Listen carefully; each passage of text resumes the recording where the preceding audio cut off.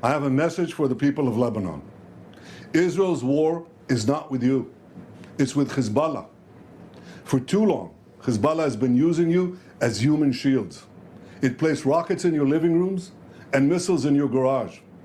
Those rockets and missiles are aimed directly at our cities, directly at our citizens. To defend our people against Hezbollah strikes, we must take out those weapons. Now, starting this morning, the IDF has warned you to get out of harm's way. I urge you, take this warning seriously. Don't let Hezbollah endanger your lives and the lives of your loved ones. Don't let Hezbollah endanger Lebanon. Please, get out of harm's way now. Once our operation is finished, you can come back safely to your homes.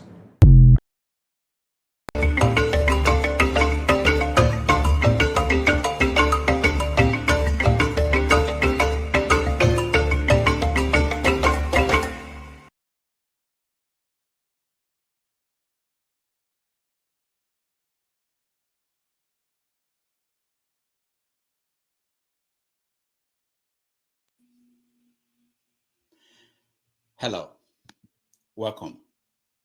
Today, the doomsday clock is closer to midnight because of the escalation of the conflict in the Middle East. Israeli Prime Minister Benjamin Netanyahu called his military forces' killing of the leader of Hezbollah a settling of scores. Meanwhile, Iran vows revenge.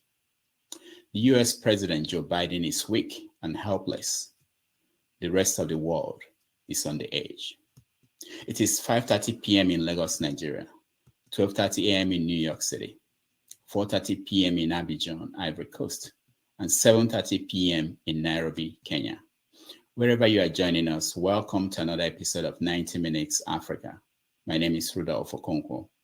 My co-host, Chido Onoma, is on assignment.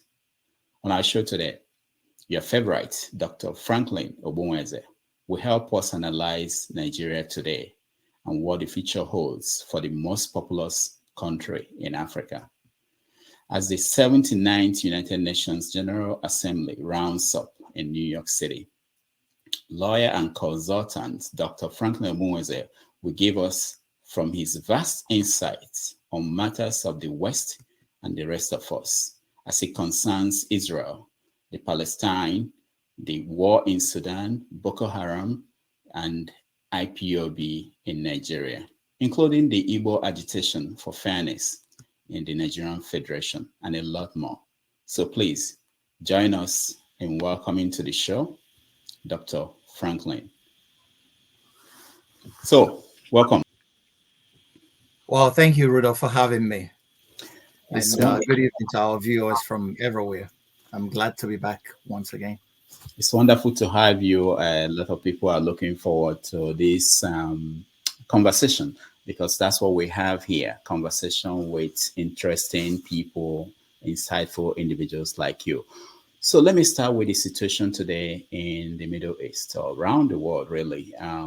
The conflict there is escalating and people are worried about what might happen next.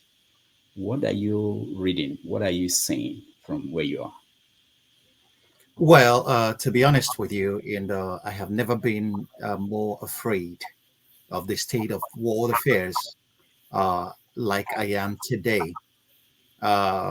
We have conflagration everywhere, starting from the Ukraine, where the Russians are very busy converting many Ukrainians to dead bodies, in spite of the propaganda that we are being bombarded with here in the West. The war in the Ukraine is not going well for the Ukrainians, and the West knows this. In the Middle East, with the killing of Nasrallah, the Secretary General of Hezbollah, a man who is well respected, in the axis that he represents, and a lot of Lebanese people who are in my circle of friends, are very much touched. We're very much touched by his killing. And this shows you that and Hezbollah is not a force that is not, it's not a simple militia. Hezbollah kicked the Israelis out of Lebanon in '82, and they fought another war in 2006, where Hezbollah declared victory. So they have known each other for quite some time. And Netanyahu trying to bomb his way to peace. I have never seen a country that has attained peace with the powers of the bomb. In spite of what people may try to tell you, it doesn't happen. Israel has started another onslaught in Syria at the moment. So fighting a three-pronged battle. In Gaza is still an unfinished business. Lebanon is now an open front, and then Syria. And then the Iranians, we don't know what they're going to do. But I sincerely believe that is a bait. They are trying to bait the Iranians into an all-out war, but Iran has been reticent. And we have to praise this reticence, because if they are to come into it, then we may, the Third World War may break out from there. Come to think of it, Iran has allied itself with Russia. Iran is a part of agitating to be a part of the BRICS. So if Iran gets into that now and Russia comes on their side, the United States will be forced, because they have already sent troops to the Middle East to defend Israel in case Iran comes in. So, and we'll be looking at an all-out conflagration. And it doesn't augur well for anybody. And it's going to affect all parts of the globe. And we'll be staring at the nuclear holocaust once more. So these are not the 60s. The major problem is that many people who were actually, present or alive during the 60s when all these things happened, many of them have died off. So the present crop of politicians that we have today are not quite aware how near we came to a nuclear conflagration when Khrushchev confronted Kennedy in Cuba. So today we are just playing with it. In Russia and Ukraine, the Russians have told us that if anything happens, if the West gives Zelensky the permission to use long-range Western weapons to attack Russia, that Russia will open up a nuclear option. And the Russians are not making just a threat. They mean it this time. And that's the major reason why Biden decided to stay action in giving that permission to Zelensky or to the Ukrainians. So the world is in a very precarious place at the moment. We are on the brink of a major disaster. What I'm pleading is that we should the United States should hold back Netanyahu. He should be held back. No matter what he thinks he's doing in the Middle East, you cannot murder your way to peace. He's endangering every other Israeli. And you are creating a bunch of enemies. You kill Palestinians. Over 40,000 Palestinians recorded are dead. 18,000 children. The West, and then every major Western country is financing and supporting this genocide in Gaza. And what they are telling every other person is that the international law doesn't matter. Okay, if you have power, we can endure whatever you do. And we are opening up a can of worms that will not end with Israel. So I wouldn't know how the West is going to look at it someday when another powerful nation arises and supports other dictators to attack Western allies and Western interests, in such a haphazard manner. So the United Nations has become a toothless bulldog. Okay, United Nations has abdicated every responsibility it has to its charter itself. It's just a talk show where everybody just goes and makes noise, and then but there's nothing. Okay, how many United Nations workers have been killed in Gaza? How many journalists? How many children? Children. Nobody can tell me anything if the collateral damage, whether Hamas hides in the civilian population. There are rules of war. There is the Geneva Convention, and Israel has torn this convention to shreds. So, and what are the safeguards? So, it is Israel today doing what they want. If another country rises to do what they want, what is going to happen? Okay, so these are the issues that one looks at critically. And am I still on? You're on, yeah. I can hear you. Can you see me? Yeah, I can see you. Oh my God. Okay, I can't even. Okay, you're finally out. All right. So we're having a conversation with Dr. Franklyne Ogbunwezeh. We are going to talk about the situation in the Middle East. From there, we will get to New York and talk about the United Nations General Assembly. where Nigeria's vice president represented Bola Tinubu and the demands of African countries for a place at the United Nations permanent place at the United Nations. We're also going to come to Nigeria and talk about the situation in Nigeria. We are going to celebrate 64th Independence Day. On Tuesday, we want to talk about how far we have gone in Nigeria and where Tinubu is taking the country to. So I urge you to stand by while our guest, while he fix, I think he will fix his computer, and then we will continue with the conversation. Once again, thank you for joining us on 90 Minutes Africa. This is Rodolfo Okonkwo. For the people of Lebanon. Israel's war is not with you. It's with Hezbollah. For too long, Hezbollah has been using you as human shields. It placed rockets in your living rooms and missiles in your garage. Those rockets and missiles are aimed directly at our cities, directly at our citizens. To defend our people against Hezbollah strikes, we must take out those weapons. Now, starting this morning, the IDF has warned you to get out of harm's way. I urge you, take this warning seriously. Don't let Hezbollah endanger your lives and the lives of your loved ones. Don't let Hezbollah endanger Lebanon. Please, get out of harm's way now. Once our operation is finished, you can come back safely to your homes.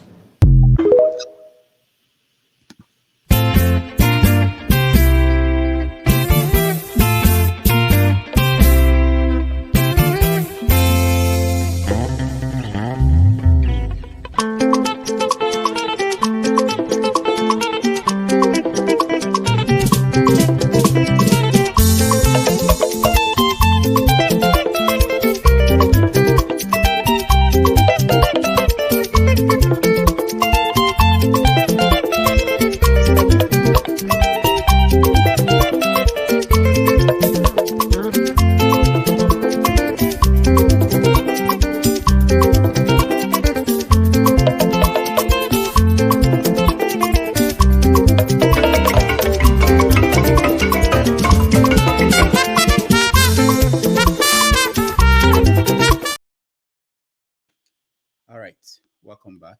I think our guest is back with us. Thank you so much.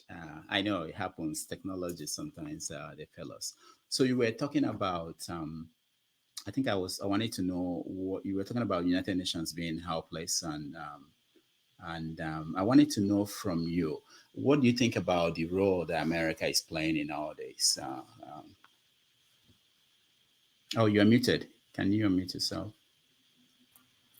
Thank you.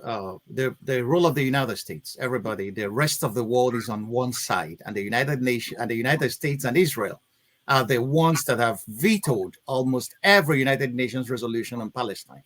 So many countries in the world today are not taking the United States seriously anymore as an umpire in the Palestinian-Israeli issue. So they believe that America is just paying lip service to justice. And this may come back to haunt the United States. But we know IPAC has gotten hold and control of every major American politician on both parties. So that's the major problem. So in the United Nations, the last United Nations that just ended in New York, you saw leaders of many countries standing up on the podium to tell United States to have face. You cannot be giving weapons to one side in a conflict, and you are telling us that you're looking for peace. If the United Nations cannot use her leverage on Israel to hold back Netanyahu, I don't know what that's whether that is friendship. A friend will tell you when you are stepping your feet into pieces of shit, but the United States is not doing that at the moment, and Netanyahu seems to be endangering the whole region. Okay, in the name of trying to murder his way to peace. I don't think that is a strategy that will work long term. Because the more you kill Palestinians, Lebanese, Syrians, these people have kids. Their kids are going to become eternal enemies to the state of Israel. And how can you survive, weapons, no matter how much? There needs to be peace. You can never murder your way to peace. You can never murder your way to security. It's never. Has any country done that in the past? Has it been in history? Study the history of ancient Rome. Rome believed that it could murder its way to greatness. Rome was doing that until a bunch of ragtag tribes in Germania, led by Arminus, challenged Rome and destroyed the Roman Sixth Legion, and that was when Rome started to decline. So Rome conquered Egypt. Rome conquered the British Isles, the Balkans. Rome was the master of the world. People don't read history.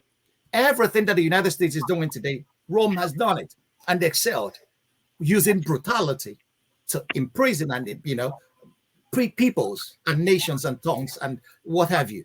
But a ragtag army, a bunch of people said, we are not going to take it any longer. In the Teutoburger forest here in Germany, very close to Osnabrück, there was this battle where Rome suffered a terrible defeat. And that was the beginning. If you read Gibbons, that was when Rome started to decline. So, empires, history is littered with empires that believe that they're eternal, and they are just footnotes to history today. So this is the major reason why, I was just reading a book written by Barbara Tuchman, which she called The Match of Foolery. Okay, so you will see so many nations making decisions that actually leads them to infamy. Okay, the Turks murdered the Armenians in a genocide that was recorded in history. Hitler tried to murder the Jews. And today, many people, even the United Nations International Court, say that Israel is committing a plausible genocide in Palestine. That the people who escaped genocide would be to be accused of committing a genocide in the 21st century is unheard of. And this should not happen. This should not be allowed to happen by the rest of the world. And that's why the United Nations is there. But the United Nations doesn't seem to be taking its role seriously, because the major powers, the United States, which is a unipolar power today, has decided to take, a side in the conflict, and then is supporting one side with weapons and money to murder the other side. And the Arab nations are there doing nothing, supporting even their slaughter. Okay, that it took only South Africa, an African nation, to stand up and speak out for morality and justice. That shows you something. I am telling you, this is the beginning of a new era. Europe and the West have lost every moral credibility. They are never, ever going to stand before the rest of the world and tell any other country about human rights. They have just lost it. And this is the beginning of it. And it's really a pity, because we had a world order that, anyway, served the Western interest, so to say. Now, during his speech at the United Nations, Netanyahu made reference to the Bible, quoted Moses, and I was listening to him, and I was wondering what he's doing today in the Middle East. If you read about it 200 years from now, 2,000 years from now, it won't be different from what happened in the Bible. Exactly. But read Noam Chomsky. Chomsky said that the Bible is one of the most genocidal books and documents ever written. He referenced Amalek when Hamas committed the atrocities on October 7th. He said that, I remember what Amalek did to you. What did Amalek do? God ordered Saul to slaughter. Their God ordered them. God is supposed to be a force of good, but he ordered them to slaughter, commit genocide on another people. Okay, and not take anything. So the Bible is filled with genocidal. It's one of the most genocidal books ever written, and that many other scriptures of many religions are that way. And so that's why many people who understand the way the world was don't take those documents seriously, because they are just books to justify colonialism, and that's what it is. So he citing the Bible is just a tradition that every maniacal sociopathological conqueror will equally cite a book that favors him. So it's just normal. It's human nature. So it's not exclusive to Netanyahu. Mm-hmm. No, I just thought about it, and I was wondering. Now, looking at the United States, there's an election coming up here in November 5th, and we have two options, Trump or Harris. For those of you outside the United States, what are you looking at in terms of where the world will go if it's Trump or if it's Harris? What is your assessment of that? Yeah, well, before I take that question, a lot of people have asked me, why do you think that United States is supporting Israel. The Israeli project is a colonial settler project, and the United States of America was a colonial settler project. The Europeans that came to America murdered the American Indians. In fact, drove them to extinction. Okay? So, and almost all the major Western countries that are supporting Israel in their onslaught in Gaza have one time or the other in their history committed genocide on the people. The French, look at what they did in Algeria that prompted people like Franklyne writing The Wretched of Earth. Is it the Germans? Look at what they did in Namibia to the Herero tribes. They nearly wiped them out. And then what they did to the Jews. So just mention one. The Americans, the British, look at what they did in Kenya during the Mau Mau uprising. Look at what they did in India. Winston Churchill was labeled by Tariq Ali, one of the greatest, Pakistani writers, as a genocidal maniac. So over 20 million Indians died under the British Raj. So almost all the countries that are supporting the Israelis in Gaza have one time or the other in their history committed genocide. So it's not one does I don't see so that they are supporting that is equally a part of the heritage of history that they have had themselves. So when we talk about the American elections, America is a very important country. Everybody knows that. America is the sole superpower today. China is rising. China is not yet there where the United States is at the moment. The Russians declined after 1989 when the Berlin Wall fell. Okay, so where the United States is, with great power comes great responsibility. But it does seem that, since Eisenhower warned the Americans in the 50s before he left office to beware the military-industrial complex, that every other, Noam Chomsky said something important. You may hate him, you may like him, but he said something that nobody has been able to refute, and that is that every American president since the end of the Second World War is a war criminal. I have not seen anybody who stood up to challenge that or prove him wrong. The facts and evidence is there. So today, the world, everybody looks onto America come November 5th, who is going to be get to the White House. A lot of people hate Trump. I can understand that. For me, Trump is an uncouth racist. A lot of people think that Kamala Harris is a neophyte who doesn't know the nitty-gritties of politics. But the major things that will determine what happens in the next years is Ukraine and the Middle East. And this is where we are trying to look at the candidates to see what are their positions about these two regions of the world. Kamala Harris and the Biden administration were the ones who started this war in the Ukraine. The Russians were baited. Anybody who knows anything, if you read Mearsheimer, read Jeffrey Sachs, read any analyst or any intellectual that knows anything about Ukraine, it started in Maidan in 2014 when the CIA orchestrated a coup that overthrew a Russian-friendly government. And the Russians have always said it. The West made promises to them in '89. James Baker and Genscher, the German foreign minister at that time, made promises to the Russians that if they allowed the unification of Germany, that NATO will not extend an inch eastward. These were our promises, Western promises. But we went back on that. Even Yeltsin complained. Yeltsin made a point that Russia is not Haiti. So in 2008, Putin came to Germany and presented a paper in the German parliament where he called that Russia and Europe should enter into the same security architecture. He was laughed at by many European and American politicians. So with the United States thinking now we are the world power, the neocons in Washington believe that we can do with Russia whatever we want. But the mistake they made is that Russia has the greatest number of nuclear weapons in the world. It's not a country you toy with. At a point, they say, we don't want NATO weapons on our borders. And you can understand the Russians. Because Ukraine, the plains of Ukraine, they don't have any natural defense on that line. The plains of Ukraine was the place exploited by Napoleon in the 1800s to invade Russia. It was the same that was exploited by Hitler to invade Russia. So the Russians have legitimate security fears that we should, if we had respected that, then there wouldn't have been a war in the Ukraine. But some people will say that Russia marched on and then invaded Ukraine in a war of aggression. Then I'm asking these people, would the United States allow Mexico to station Chinese weapons or Russian nuclear weapons in Mexico? Or would they do that? The Cuba, Kennedy nearly went to the mattresses with Khrushchev over Cuba. Until Kennedy, being a wise man, was advised, pull back the missiles from Turkey. And then Khrushchev could save face and pull back the missiles from Cuba. And that was how the world was saved, because we were very close to a nuclear annihilation. But today, I don't think the heads, the warmongers in Washington and on both sides are not saying this.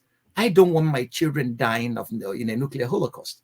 And that's why there really needs to be peace.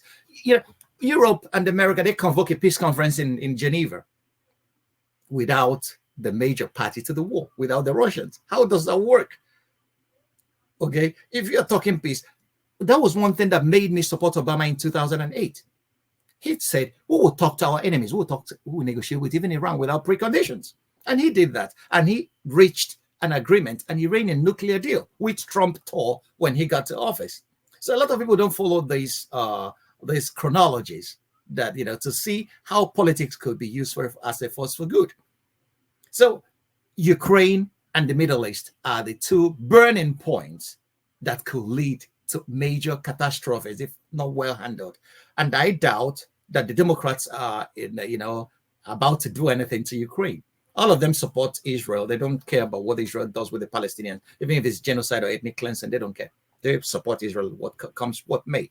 But I think, our consciences should prick us to understand that Palestinians are human beings as well. Okay. And then Trump is the only person who is talking about negotiating with Russia. And that's where I think, even no matter how much I hate him, I will give his politics a chance in this regard. At least save us from a nuclear annihilation. Because I don't believe that the Russians are bluffing when they tell us that they're going to use nuclear weapons if their security is threatened. That's their nuclear doctrine. And anybody who knows anything about the Russians knows that Putin means business. Now, I saw this picture in the New York. That was it. Okay, the Yalta conference. Yeah. Churchill, that was Roosevelt and Stalin. Yes. And now is this okay? This is Putin, Trump, and Xi. Okay. So the idea is that next year it will be 80 years since the first meeting in Yalta, where they decided on how the structure that we see now in the new world order, where they share the world essentially. Even the United Nations that we have today, this was where they agreed on. It was hatched. Yeah. So now these are the people, if Trump wins next year, these are the people that will decide the new world order, because there has to be a new world order. The old one is collapsing. Of course. So what do you think about this this new world order that these three men will come up with? Okay. Well, we can only speculate at this point. Yes. Because Trump is not yet. Of course. Because I have been asking myself, why all these attempts on Trump's life? I don't like that guy, but why the attempts on his life?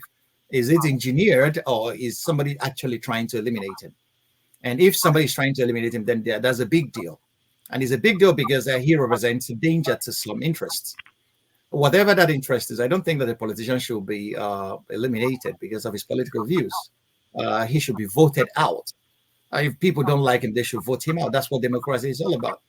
But the point lies in the fact that the world order. If you look at Churchill was a colonialist par excellence. Okay, the Americans never had colonies anywhere outside. They had Philippines, Guam, Puerto Rico, and all the rest of them. Well, America has a history of stealing lands because of the war. America itself was stealing from the American Indians. And Stalin was just a local thug, a dictator over Russia. Okay, that took over when Lenin died in a palace, a coup. He eliminated his rivals. If you look at those guys, they were in a world where they faced German aggression. German aggression because the Germans defeated in the First World War. were placed under a heavy burden by the victorious allies in the treaty that was signed at Versailles in France. So the Germans were paying reparations, and they hated it with every inch of their blood. So they were screaming for somebody to save them. That was the mistake. You know, if you take away everything from a man, you have set him free. So that's the major reason why the people dealing with the Palestinians, the way they're dealing with them, should read history. Everything was taken away from the Germans after the First World War because they lost. And they were being forced to funnel their resources to pay war reparations to the victorious allies. And what happened? That hatched a kind of hatred and a kind of resentment in the German population that they were looking for somebody to save them from that. And that was when a charlatan like Adolf Hitler, when he rose, they voted for him. People forget that Adolf Hitler was elected chancellor, what the Germans call chancellor, in a democratic election. It was German frustration that propelled Adolf Hitler to power. And then he set out to deal with those allies that actually, he believed did Germany in. He started with France, conquered all of Europe. So he threatened the British imperial hold on the world, the then known world, because it was Britain that ruled from sea to shining sea. It was a mighty empire that was in almost 191 countries in the world, conquering or fighting a war in these countries. So they faced the might of German anger and the proficiency of German science and technology. The Germans conquered the whole of Europe and built an Atlantic wall. And they were a formidable threat. If the Americans didn't come into the war, Germany would have been ruling all who have been speaking German today. So this is what people forget. And that's why history is so very important. Okay? So that you don't do a people in, because if you do them in, you take away everything from them. And if you take away everything from any person, that person becomes a danger to you because he has nothing to lose. And you don't fight a man who has nothing to lose. And that's where we are placing the Palestinians. And sometimes I think the Russians. You have to give a man, Sun Tzu, in writing the Art of War, you have to give your enemy a room to retreat, to save face. And if we are confronting the Russians, we may end up annihilating our globe. So the major problems we are saying, these men, if they are going to determine a war, we know America is a quasi-empire. It's not even the president that governs or rules. It's the bureaucracy, the State Department. They're the ones that craft and tell the president what to do. Okay? Xi manages China well. The Politburo is in charge. Okay? And they are going to fight. Each of them are going to fight for their interests. I don't believe the Americans are going to surrender their interests because Trump is in office. Or that the Russians, right now, Russia has built a formidable and invincible army due to their war in the Ukraine, that it will be very difficult for this genie to go back to the bottle. And then anybody that underrates the Russians at this stage is making a very big mistake. And my problem is, there is one thing there, drug dealers on American streets will always tell you: you don't consume your product. It seems that the West are consuming their own propaganda. If you live in Europe and if you are circulating the circle I circulate in, top politicians in Germany, top politicians in Europe will tell you, we have created a monster. They know what is happening. They know that Russia has become formidable. And we pushed them to that war. And the Chinese know that they are the next target. That if the Democrats come back to power, that there's going to be a war anytime soon between the United States and China. So the Chinese are getting ready. So, and China has the largest population on earth. So I don't know. So we should start. The old world is finished. With Middle East and Russia, the old world is gone. So whatever is going to replace it, since nature doesn't allow a vacuum, I don't know. I can only speculate. But I don't think that any of these countries is going to surrender its interests to the other, to placate the other. But that's the only true way to peace. Compromises. We have to compromise on certain levels and then stake our claims on certain other levels. That's the only way we can survive together as the human species. Otherwise, we are going to annihilate each other. And don't forget, China has nuclear weapons. The United States has nuclear weapons. Russia has nuclear weapons. And what are we, it's just a zero-sum game. So that's where my fear lies today. I don't know whether any other person is afraid the way I am. Maybe I'm too much exposed to information about what is happening to be really, really afraid. of what the future holds. Mm. All right. So during the United Nations General Assembly, our Vice President Shetima spoke for the country, and one of the things he called for is for the two-state solution for the state of Palestine, and he also called for forgiveness of debts, for the international community to forgive our debts. What do you make of his speech? Well, first of all, on his call for the state of Palestine, that has been standard United Nations policy. The United Nations agreed on a two-state solution. The only people, the two countries, United States and Israel, are the ones blocking the two-state solution. It was equally American policy, even till today. They have not rebuked that policy. It's American policy, two-state solution. So Nigeria is equally Nigerian foreign policy, two-state solution, Palestinian state. And the Israelis are making it impossible for that to come to realization, because Gaza has been obliterated. And then the West Bank, Israeli settlers are now making a move to grab as much land from the West Bank as possible. So the United Nations came to the conclusion that there will be a two-state. There's a partition along the 1967 lines, and the Palestinians will have their state with capital in East Jerusalem. So, and every other year, the United Nations has always voted on this point, and it remains standard United. So Shetima was not saying anything new. That's Nigerian foreign policy since 1973, when Nigeria joined OPEC countries in placing an embargo on oil to the West after the Arab-Israeli war. So it has always been standard Nigerian policy. On his call for debt forgiveness, well, here I am a little bit. Why would Nigeria call for debt forgiveness after Obasanjo in 1999 paid off Nigeria debts to the Paris Club? We paid $18 billion to the Paris Club, and today our debt has skyrocketed. I don't blame Tinubu's administration, because he just inherited. The major bulk of our debt was incurred by Buhari's administration. Obasanjo's administration really reduced Nigeria's debt to almost nothing. Yar'Adua came and Jonathan came. They raised it a little bit, but under Buhari, it exploded. And this government used the ways and means to print more naira than necessary. And Nigeria is suffering, from the effects of that today. So my problem is that Shetima came from APC.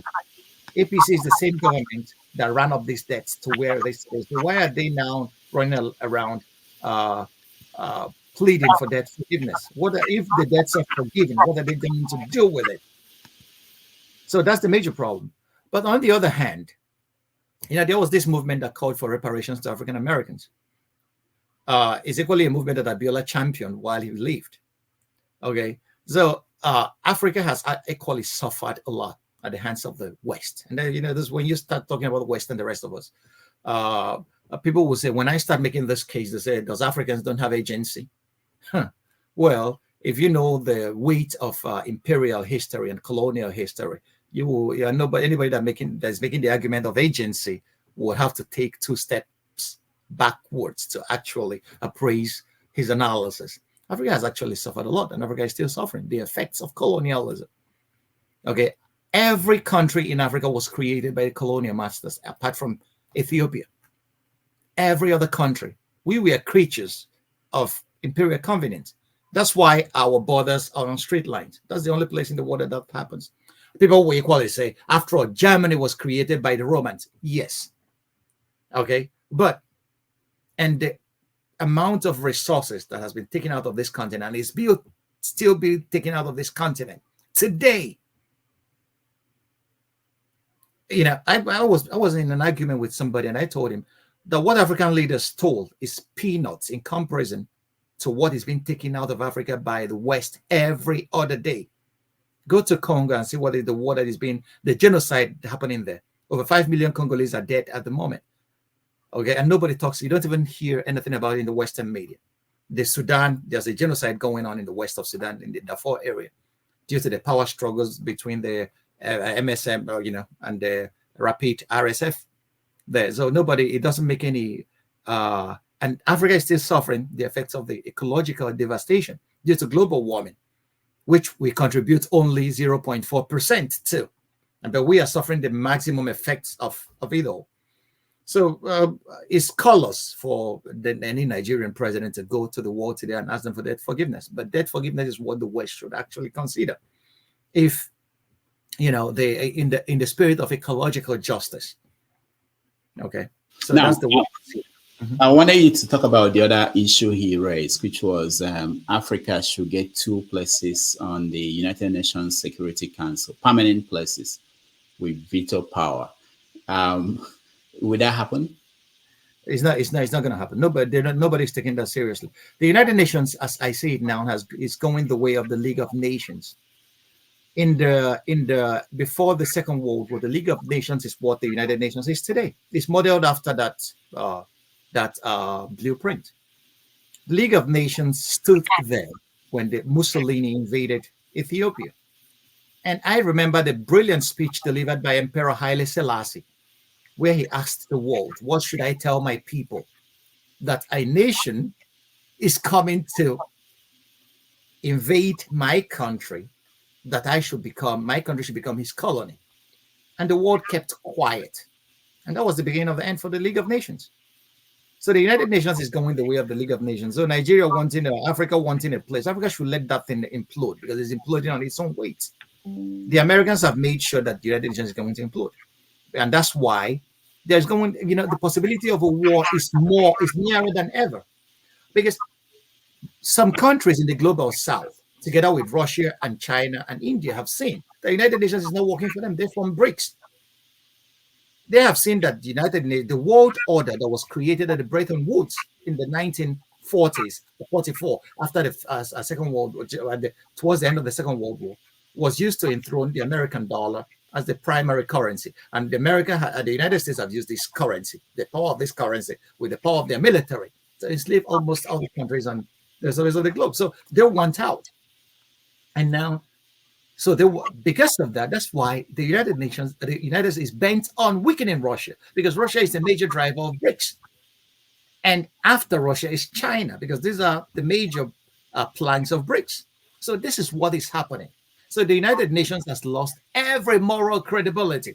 With the United Nations, which was founded to stop wars, to stop us going back to the trenches of the Second World War, could stand by, and the war is happening between Russia and the Ukraine and nothing is done, could stand by, and Israel is committing genocide, what the United Nations courts called a plausible genocide against the Palestinians, then it has outlived its usefulness. So Africans coming late to the game to say we want 2 permanent seats, it doesn't make sense to me. Okay, and besides, nobody's going to give you a place. The powers have reserved the places for themselves. They created it, so they're not going to let you come to tell them what to do. After all, Joseph Stalin asked a question when he was told that the Pope is a powerful. He said, "How many battalions does the Pope have? So how many battalions can Nigeria raise to challenge American nuclear arsenal or Russian nuclear or the French for a place in the Security Council? We will just be there, errand boys. We don't need it.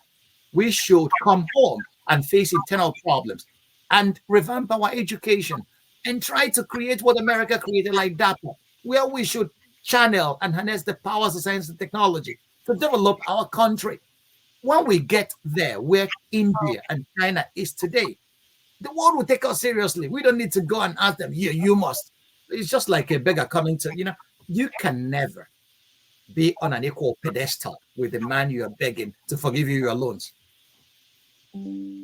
Now, just for the sake of it, if they are going to give Africa maybe a permanent seat that won't have veto power, do you think that if there is 2 spots that Nigeria will get it in Africa? I will want that Nigeria comes home and takes care of it. Nigeria is an open soul of the continent, like Wole Soyinka said. Okay, we have been a disappointment. What did we do with all our potentials? We have wasted and frittered them away. Today, ordinary Nigerians cannot even feed. Okay, and then we are screaming for a permanent seat. The price of dollar to the naira has, tripled, and people are feeding from the garbage dumps. So we have internal problems to contend with, and that's what our rulers should start taking care of before that country implodes on their faces, because they are not seeing what is happening, I believe. Yeah, one more question before we leave the United Nations. Every year we complain about the delegates that we come here with, and this year I heard that the wife of the president and some governors' wives were here. You know, and the budgets, we don't know how much they spend. But what is the solution to this? And there are stories about European leaders coming in and moving in, sharing vehicles, and but African leaders, especially Nigerian leaders, move along as if they are United States of America in terms of how they carry themselves.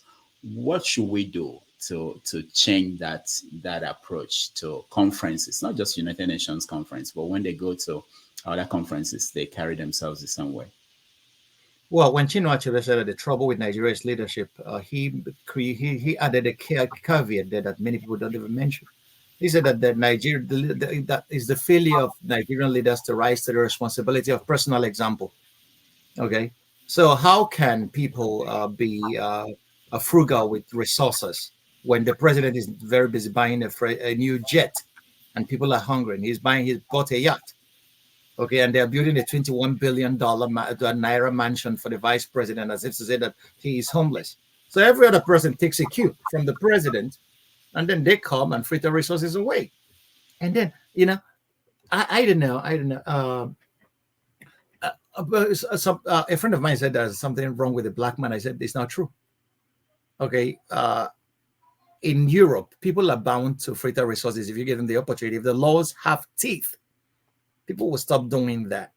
But what do that's what we get when we have state capture. Nigeria has been captured by a little cabal that are there just to feed from the common trough and then stuff that to their private estates. That's what is happening. So there's never going to be a change. Those guys are going to have a revolution someday on their hands. And this is what happened in 1789 France.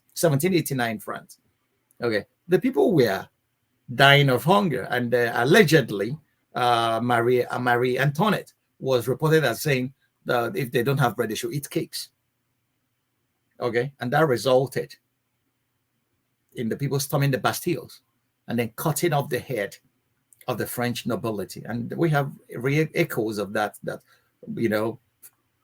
spread across Europe. And every other royal house took notice that if we don't change our ways, our subjects are going to cut off our heads. And that's when Europe started. People will say that there are 3 hours that led to where Europe is today: the Italian Renaissance, the the French Revolution, and the German Reformation. So actually, this is what we need in Nigeria. We need a renaissance in our education. We need a revolution. These politicians, they are joking with the anger and the hunger of the people. Okay, and then we need a reformation of our religions. Look at even the pastors have joined the fray in exploiting the people. Anyway, what's a good shepherd? A good shepherd is someone who fleeces his flock. So they are there just to fleece their flock. That's what they do. All right, coming home, I was on my way coming home, and I saw this picture. That is, we are looking at Gowon, former military leader in Nigeria, visited by the last president of Nigeria. This was, they said, in his residence in London. In London, yeah. Of course, Buhari also has been hanging out in London. And I'm thinking, is there anywhere else in the world where their leaders, former leaders, will end up living in another, especially the country that colonized them? And what are we? When will this message get across? Who are these people? Yeah, go ahead, help me. Okay, the point, when I tell people that many African leaders are conceptually colonized, these are colonial houseboys. What do you expect? They damage their country for good measure, and then they run to their colonial masters who put them in power. Because I tell you, none of these guys will have smelled power without the MI5. Okay? So they know who to thank for them coming to power. Go on. How did he come to power? A counter coup in 1967, July 67, that killed Ironsi and all the rest of them. It was planned by the MI6 and given to him. The British ambassador in Lagos was in charge of it. Buhari, how did he come to power? Okay, the same. So they knew who to thank, and then they destroyed Nigeria for good measure, and then they will run up here, and then they are not even ashamed. This shows you the kind of mentality. If these people, if we could call these people leaders, little wonder we are where we are today. Little wonder. One once boasted to the world that Nigeria's problem is not how to make money, but how to spend it. And then we started importing every kind of stupid item from the rest of the world. We are still even importing toothpick from China today. It was under his administration. He sat atop an oil boom. What did he achieve with it? Nothing.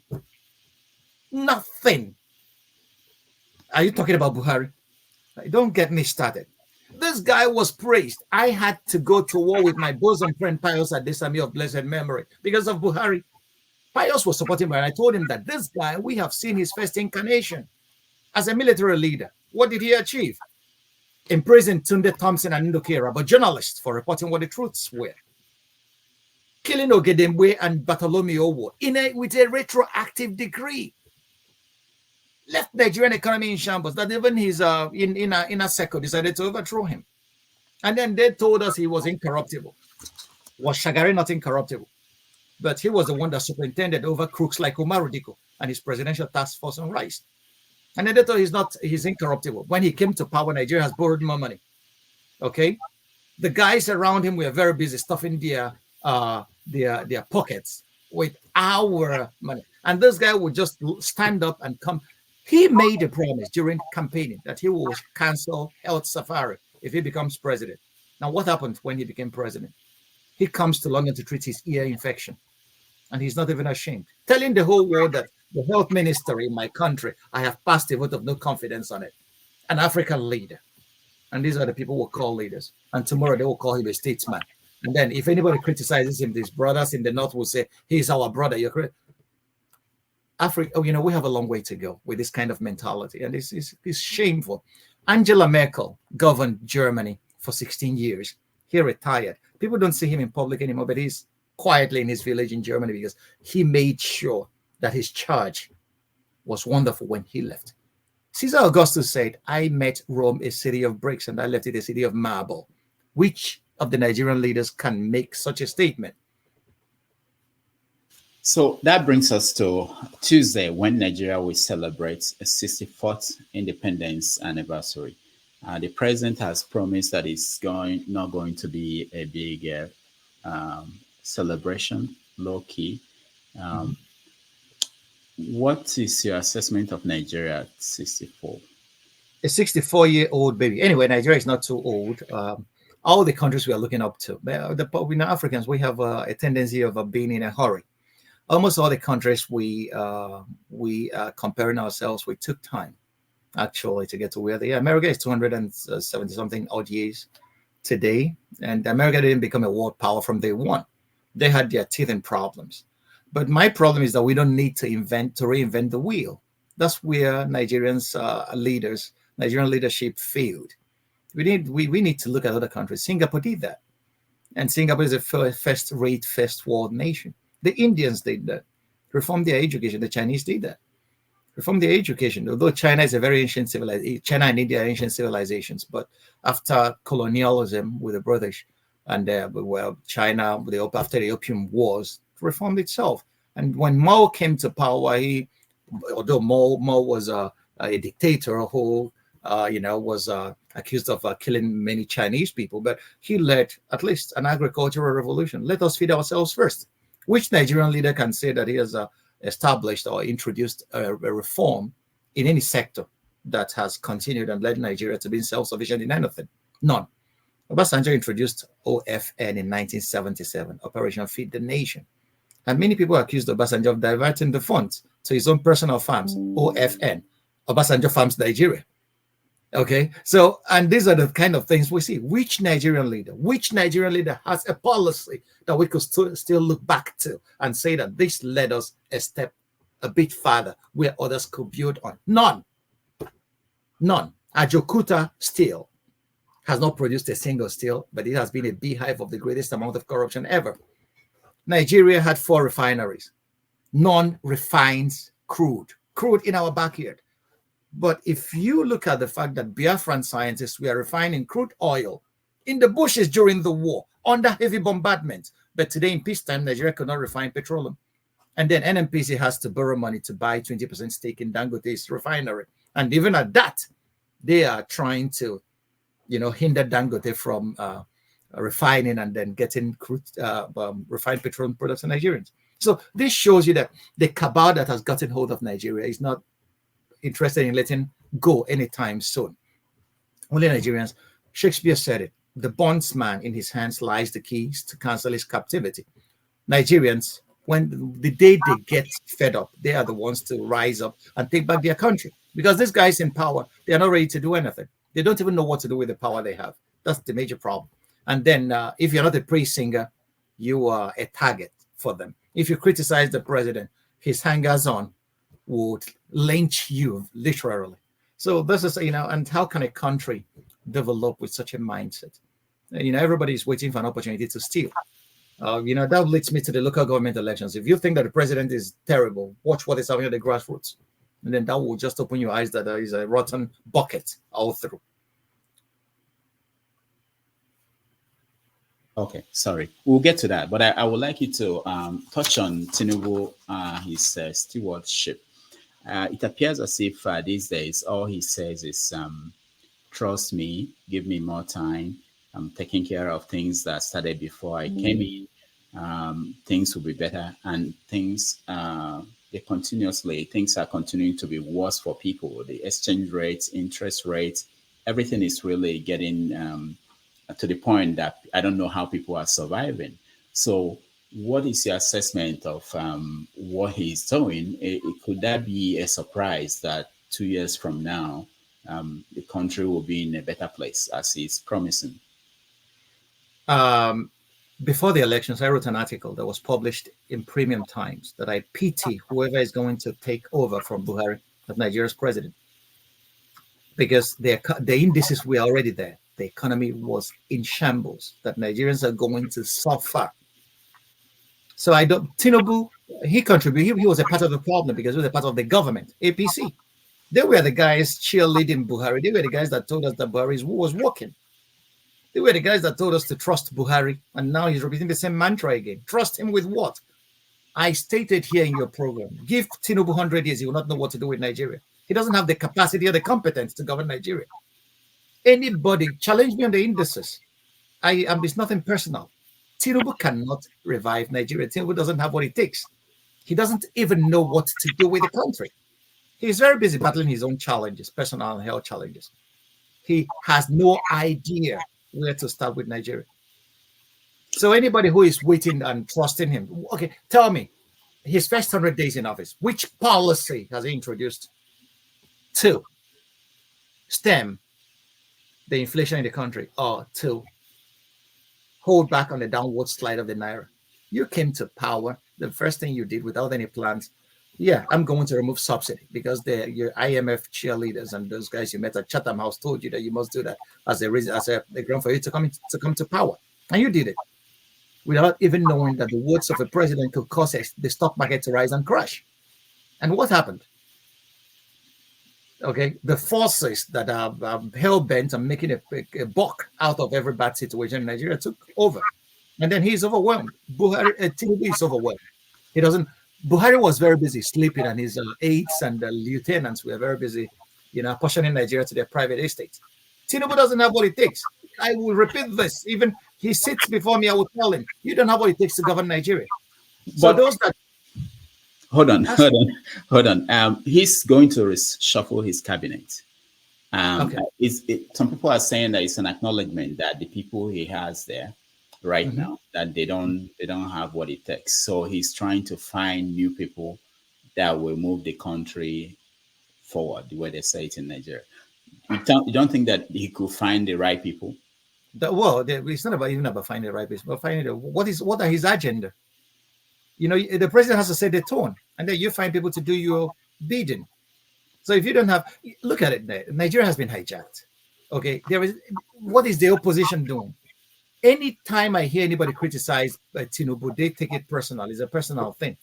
Okay. And then it becomes a tribal affair. If Peter Obi does anything, they will send Reno, his attack dog. So I don't even get it. I don't get it. Tinubu doesn't have what it takes. At my view, as Senate president, it's not, the Senate is not even a check on the executive. Is it the courts? No, you can consult Professor Chidi Odinkalo to tell you what the rot in the judiciary is all about. We all are witnesses to that.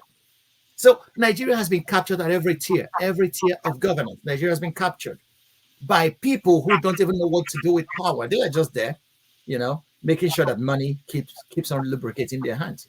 And then after 8 years, they will leave Nigeria. It's going to be worse. Nigerians should brace up. What you are seeing is just what we call in the Nigerian parlance, testing the microphone. This what you're saying is just testing the microphone. His ministers should be at the forefront, explaining his policies to Nigerians. How many of them do you hear? Electricity tariff, they created tier A and tier B, and it's gone to the roof for darkness. People don't even have electric power. During the elections, Peter Obi was talking about the issues. I went to Egypt to see how they did power. Has Tinubu ever talked about what he's going to do in the power sector? Is power not the linchpin of every economy? If you want to produce, there must be power. What has this government told us it's going to do in the power sector? Nothing. Agriculture. Buhari told us he was producing rice massively. So every problem now, they throw rice at it. Nigerians are hungry, give them rice. There is a flood, give them rice. So this is a rice government. Every problem, just rice is the solution. In the 21st century, and our kids are going to be competing with Chinese kids for a place in the sun. And then you think we are going to be saved anytime soon. I'm afraid Nigerians have not even realized where they are. We are in serious trouble. If they call on you to come and be part of the cabinet, will you go? They wouldn't even call on me because but they will kill me in 2 days because I won't keep quiet. All right. Let's touch on a few things going on in Nigeria as we speak. Let me start with the issue of Bobrisky and Very Dark Man. I know, but we have to discuss it because it may look as simple, but it's a wider issue. So, the outline of what happened. Yeah, I've been listening to the airwaves. Yeah.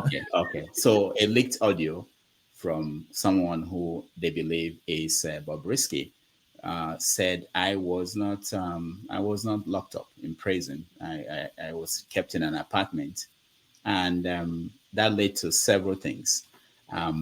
So when you look at the argument on that, what is your take on what people are missing? Well, anyway, Chinua Achebe said in 1983 that, anyway, let me start with P.J. O'Rourke, a foreigner. P.J. O'Rourke said that you cannot even come to Nigeria to get scammed without paying a bribe. Okay? And Chinua Achebe said that telling a Nigerian not to be corrupt under the present circumstances is like telling a goat not to eat yams. But I disagree with Achebe. It lies in the ontological blueprint of a goat to eat yams, but it's not in our ontological blueprints to be corrupt. We are human. We created society, okay, to help us. And then we know that with truth and justice, every society works well. So is it today that do Nigerians want me to tell them that many big men that were sentenced to Kirikiri never spent a night in jail? They want it to come out of my mouth. These big men will tell you themselves that they never spent a night in jail. That Bobrisky or whoever, alleged Bobrisky and the alleged, said it is nothing new. Anybody who has kept his eyes to the ground in Nigeria knows that with money, you could buy anything. Hey, come on. In the judiciary, a judicial officer rose up in his farewell speech and told us that judges are being bribed to pervert justice. The husband of a judicial officer stood up in the Senate on his farewell address and said that he thanked God that his wife listened to him and made sure that his friend won. Nigeria. So is it one? Open the pages of any Nigerian newspaper any day and see the news of corruption will suffuse you with. So it is nothing new. So Achebe, giving Achebe credence. It seems you cannot tell a Nigerian to be telling a Nigerian not to be corrupt is just like telling a goat not to eat yams. So whatever is in the alleged tape is nothing new to me. Okay, the guy that took it upon himself to release it showed for me. Okay. The side I see with him is that it shows that he's not even a trained journalist. He doesn't even know what the ethics of journalism is all about. He's just throwing things out there. Okay. An innocent young man. A lot of people will praise his bravado, but bravado will get you killed. In this line of business, words are powerful, and it's very easy to defame people, or cause yourself to become a subject of a libel suit. There are ways of presenting such things without putting yourself in a kind of making yourself the message. If you make yourself the message, people will leave the message and then make you their target. So this is the only thing. But the Bobrisky case, first of all, I disagree with the basis of prosecuting Bobrisky. They called it Naira mutilation.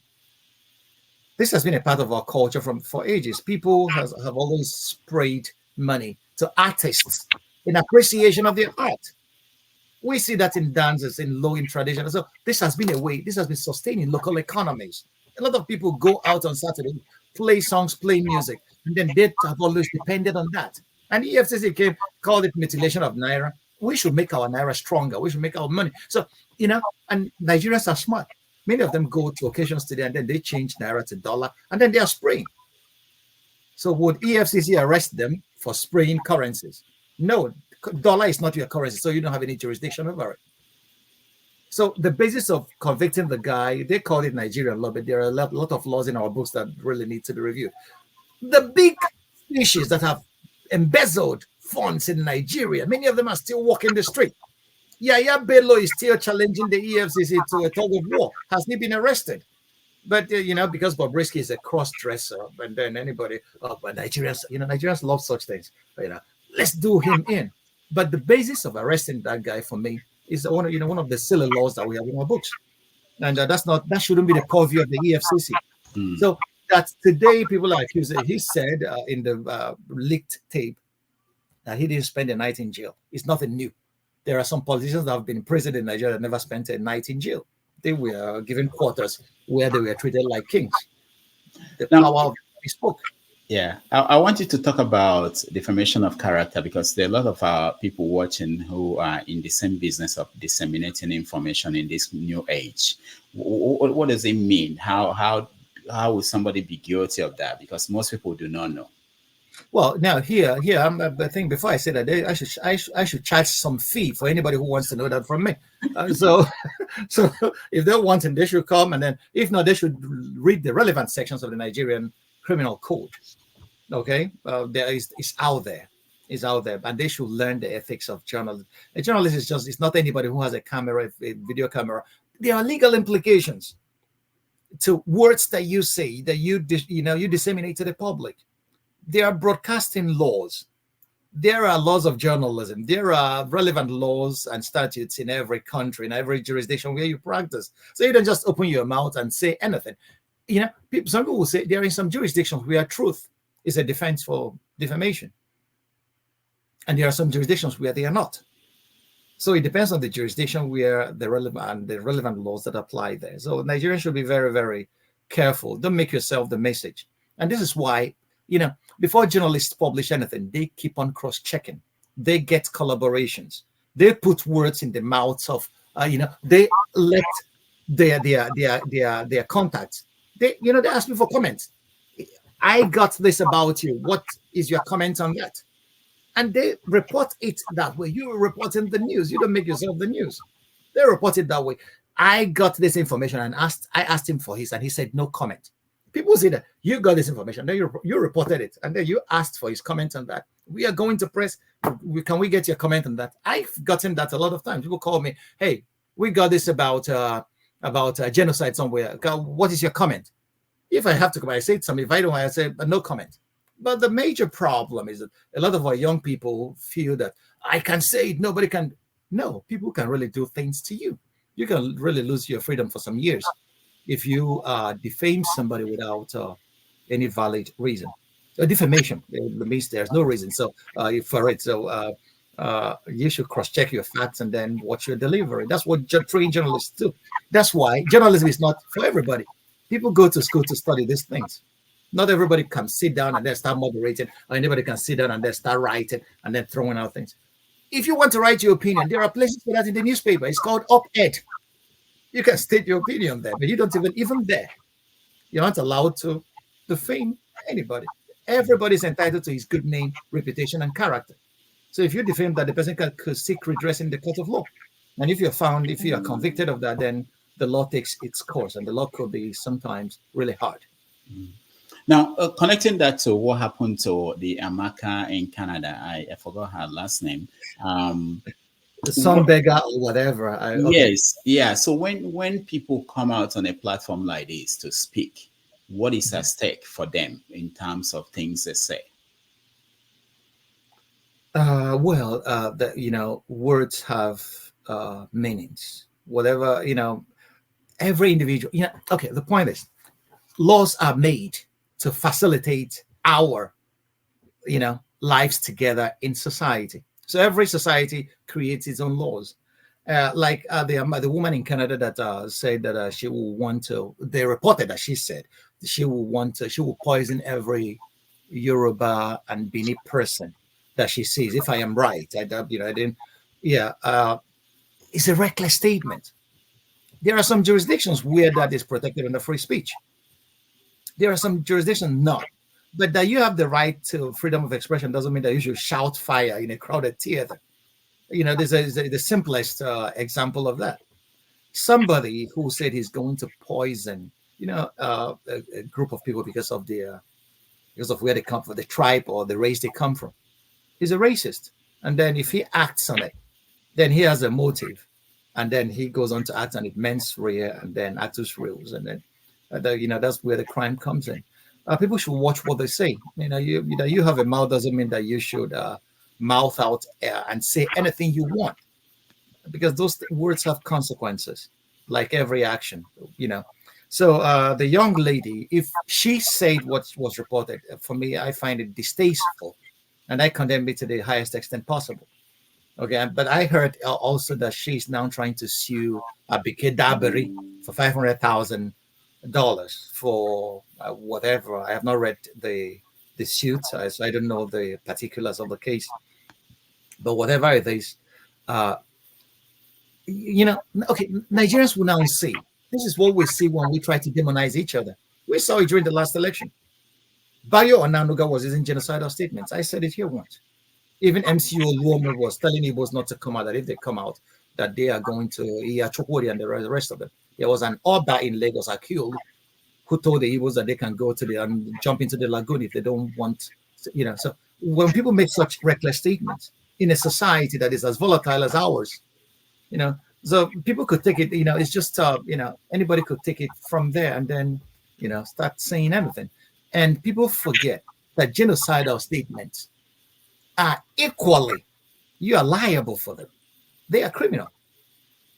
The Arusha Tribunal say that people that work for radio colonists, some of them were convicted for the genocide in Rwanda because of what they said on radio.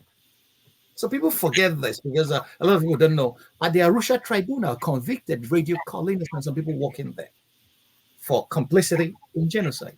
So if your words lead to the killing of a large number, you will not say, I was just saying it, I didn't mean it. You cannot plead that as an excuse.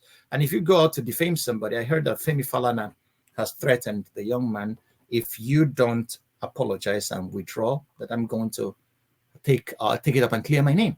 Yeah, that's the right way to do it. He should take it up and clear his name. Nobody's empowered to defame anybody. Journalism doesn't empower you to do that. Even your fight for justice doesn't empower you to defame other people. You cannot commit injustice while trying to do justice. No, it's not that. It doesn't work that way. All right, we are going to take a little break. When we come back, we talk about Professor Ahmed Baka, who gave a lecture in about the Igbo factor in the history of intergroup relations and commerce in Kano. We're also going to talk about the election in Edo and the local government elections that are going on. And then we are going to let people in to have a conversation with you. A lot of people are interested in that. So when we come back, we take a 3 minutes break or so.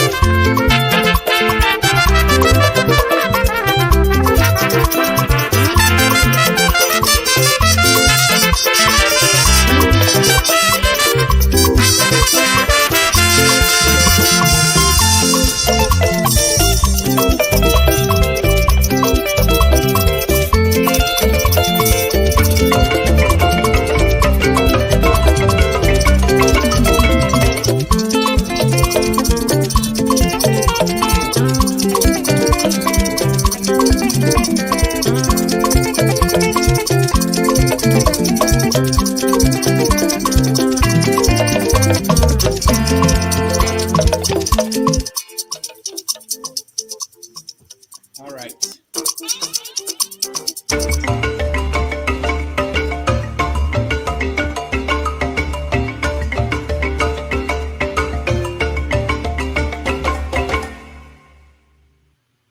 Thank you so much. We are having a conversation with Dr. Franklyne Ogbunwezeh, who has been enriching us on the state of the nation and the world. I hope you are enjoying that conversation. So let's go to what happened in Edo State, election for governor. A lot of people read it different ways. Some people were saying, well, that shows that even the president, that shows that people are happy with what we're doing for them to vote for our party, APC. And you saw the chairman of the APC saying, we're going to use these templates to go to Ondo, I think, and Anambra in the next sets of elections. But some people are saying that, it's all politics is local, that it was a local issue for people in Edo State, and they decided that this is the best way they wanted to go. What is your take? Was there an election in Edo State? Okay. I forgot that part. I have just summarized it. Now listen, we are, I have come to realize that we are a very unserious people. Since what went for an election at the national level took place, any serious-minded person, any serious-minded analyst knows that the ruling power will always try to get as many states as possible on their side of the ledger. That doesn't mean that elections took place. INEC spent 300 billion naira planning an election, okay, buying all the necessary equipment to that effect, telling us that the results will be delivered in real time. Every other result was delivered in real time, but it came to the presidential election, and we started hearing stories, and then you think that the same abracadabra will not happen in Edo State, where Adamso Shiomole had serious stakes to defend. And then he's that Shomole moves from party to party now in the APC, and then they are in a battle of their lives to install their man Friday on the tribunes of the governor's office. So my honest assessment is that there was no elections. The election was marred by irregularities, and the same could be said of the local government elections equally in Anambra State, in Enugu State, and all the rest of it. So you could see governors trying to install their henchmen who will just, Chidodin Kalu, the professor of law at Fletcher School of Law, he said something in the past about when we were talking about this when he wrote an article about the local government autonomy. The governors will install their henchmen who will redirect the local government funds back to the governors of the state, and that's exactly what is happening. That's the plan. Okay, so APC thinks that it will keep on going this way. They have the center, and they are trying to capture as many states as possible. Nigerian elections, is a joke. Everybody knows that, and then nobody takes those things seriously anymore. And then are we going to see development anytime soon? Forget it. With this crop of it's only when you get leaders who are there, just for the interest of even if the interest of the people is 1%, that a country can move forward. But these guys, they don't have the interest of the people at all, not even 0.0001%. They all just want power for power's sake. And this is why I suggested that the only solution to this is to make sure that politics is no more lucrative. We should make it part-time. In Switzerland, legislators are part-time. Local government chairman should be part-time. If there is a proceeding, you will come, and then you'll be paid an allowance for that day, and then you go home and find a job to do. When jobless men go into politics becomes a do or die affair. How many of these people in power today have achieved anything without government, in the business world or in any other field, without government patronage? From the federal to the local government level, just few of them, not very many. And then we can see that in the way our society, we got independence in 1960. You asked me about independence in 1960. From 1960 to around 1964, the Eastern region was already one of the fastest growing economies in the world. The Western region, Obafemi Awolowo has already introduced free education. He has already built the Cocoa House in Ibadan. The Western Nigerian Broadcasting Corporation was already in existence. Ahmadu Bello and his cohorts were already making strides in the north. At this, immediately after independence, even though these guys were done in by the British, but they started because they had the interest of the people at heart. Emaya Opara was very busy trying to create and build industries. Peter Obi is talking about production today. This is what Emaya Opara and all the rest of them did in those days. But today, ask any of these leaders, any of these governors, how many industries have they built? Nigeria's successive leaders were not able to complete a Jokuta till today. Nigeria's successive industry. Instead, we are losing even the private companies that came into our economy to do business and then country pay taxes. We are even losing them. Many of them have left the country because of their currency regime and the way that the naira is meaningless today. So at the local government level, many of those guys that got into power are what the Igbos call Otimbu governor. There are various governors. In Edo State, there was no election, as far as I'm concerned. So just a broad daylight robbery. The wishes of the people were not even respected. And they made no pretenses about that. Like they made no pretenses about the wishes of the people during the presidential election. So how do you think they would do that at the local level? So Nigerians, we are expecting too much we keep doing the same thing over again. And then we are trying to expect a different result. It's not going to work. It's madness. It's madness. So when people like Shawore come to talk about revolution now, he has a point. He has seen that this water is too deep, that detergents will not even begin to wash them. We need somebody leading a flood into that Aegean stable. But it's not going to happen because Nigeria is the darling of exploiters of all lands and climes. Nigeria has sweet crude. Nigeria is a swindler's paradise. Anybody who is in power is just presiding over a distribution agency. Tell me what our Federal Executive Council does. They just go to approve contracts. That's what they do. And the same across the states. Just go to approve contracts. The contracts to who? To their rent. In Germany, who builds roads? Who approves contracts for roads? Is the Ministry of Works. The Chancellor doesn't even know anything about it. Is the Minister of Transportation. He's in charge of it. Is poor view. And the autobahns are running. The rail lines are running. The airports are functional. The sea lanes and the river lanes are working. This is not the poor view of the Chancellor. He has capable hands. The parties bring capable hands. And for example, the FDPs in Germany said, we are taking the finance ministry if we win. And they took it. And then if anything happens, the people hold him responsible and they lose the next election. In Nigeria, our president is the president and the minister of petroleum. Where does such a nonsense happen? And he doesn't even give an account. He gives an account to himself of what happened in the petroleum industry. He started with Obasanjo. So, we are playing too much. There was no election in Edo State, and the local government elections were just charades across board, just like the presidential election was.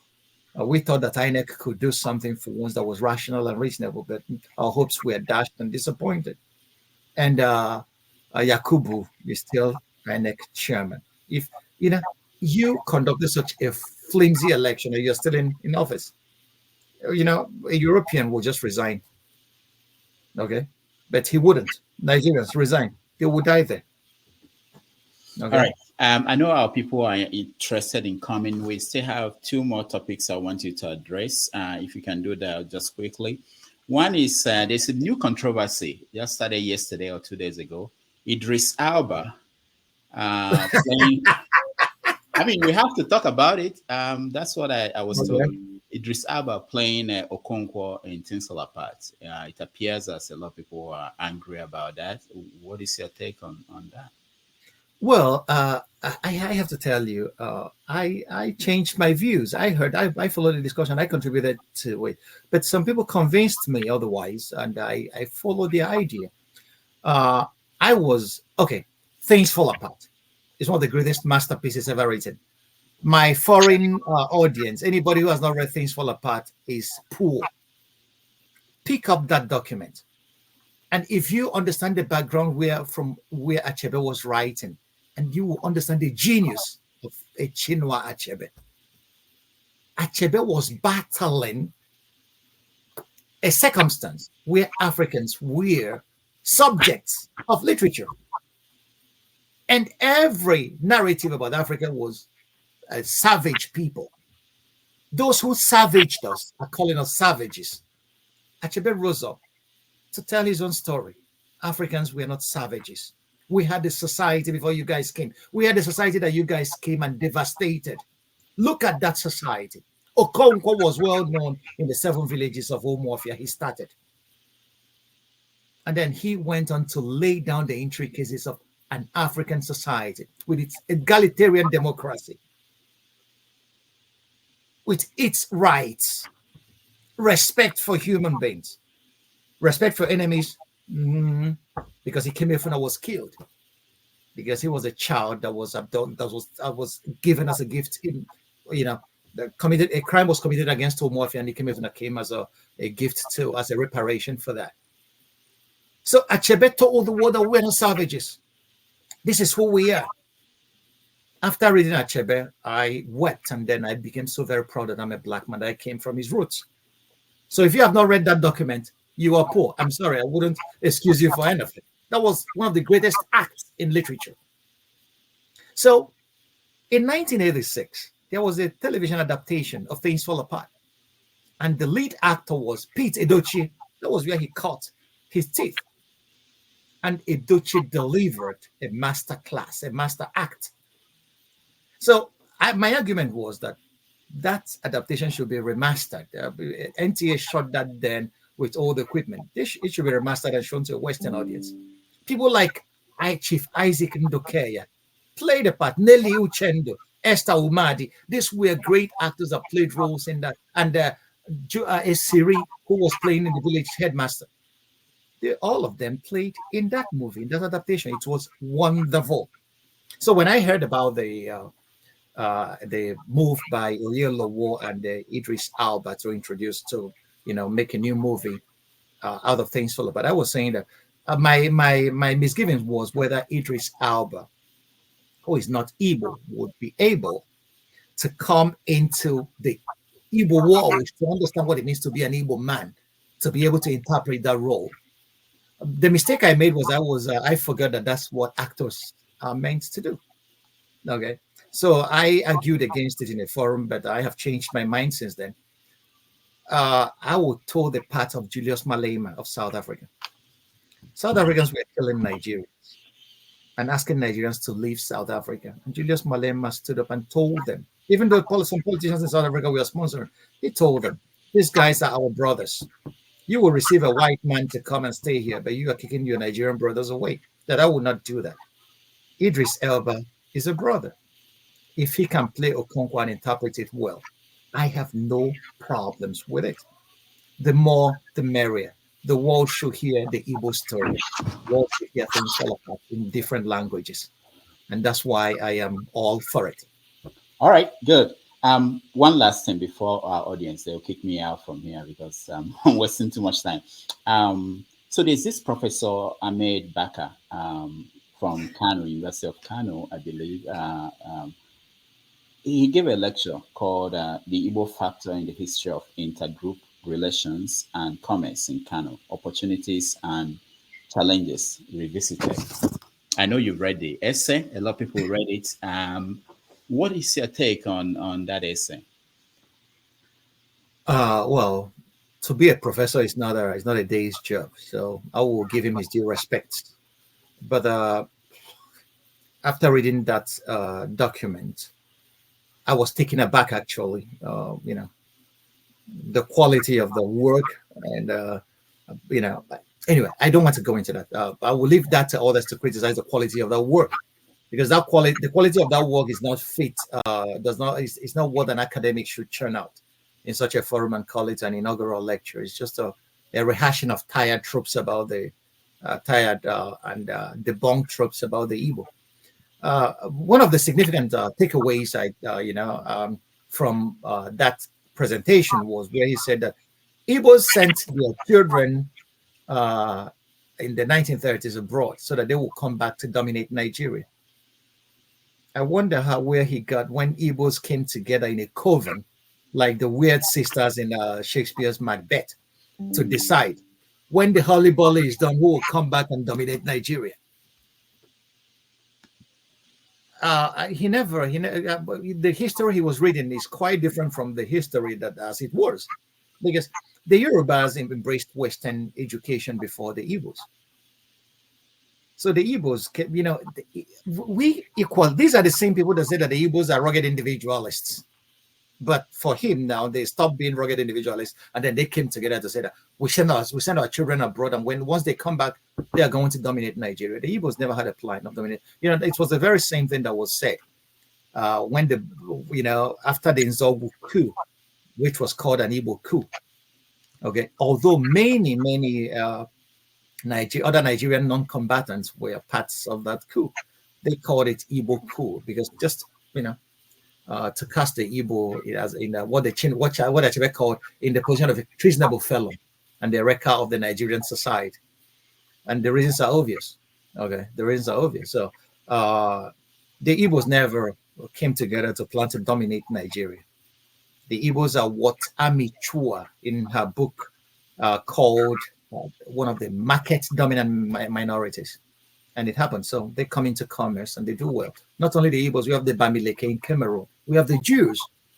We have the Chinese. These are market dominant minorities in certain societies. Everybody should pick up that book, The World on Fire by Professor Ami Chua. Ami Chua is a Chinese woman. And she equally wrote another one called about tiger moms, about tiger Chinese moms. It was a very brilliant document. So she articulated, and she mentioned the Igbo in her book and the Bamileke in Cameroon. These are market dominant minorities. It's not that they come in to dominate. It's that they have an ethos. Once an Igbo comes to a place and says he calls his brother and trains him in the art. And then, so everything he said in that was just to prop up that idea that the Igbos are just there to dominate the houses. No, the Igbos were never. The Igbos have been a migrant race of men, and they are not in the business of dominating anybody or dominating anybody in Nigeria. We have seen that.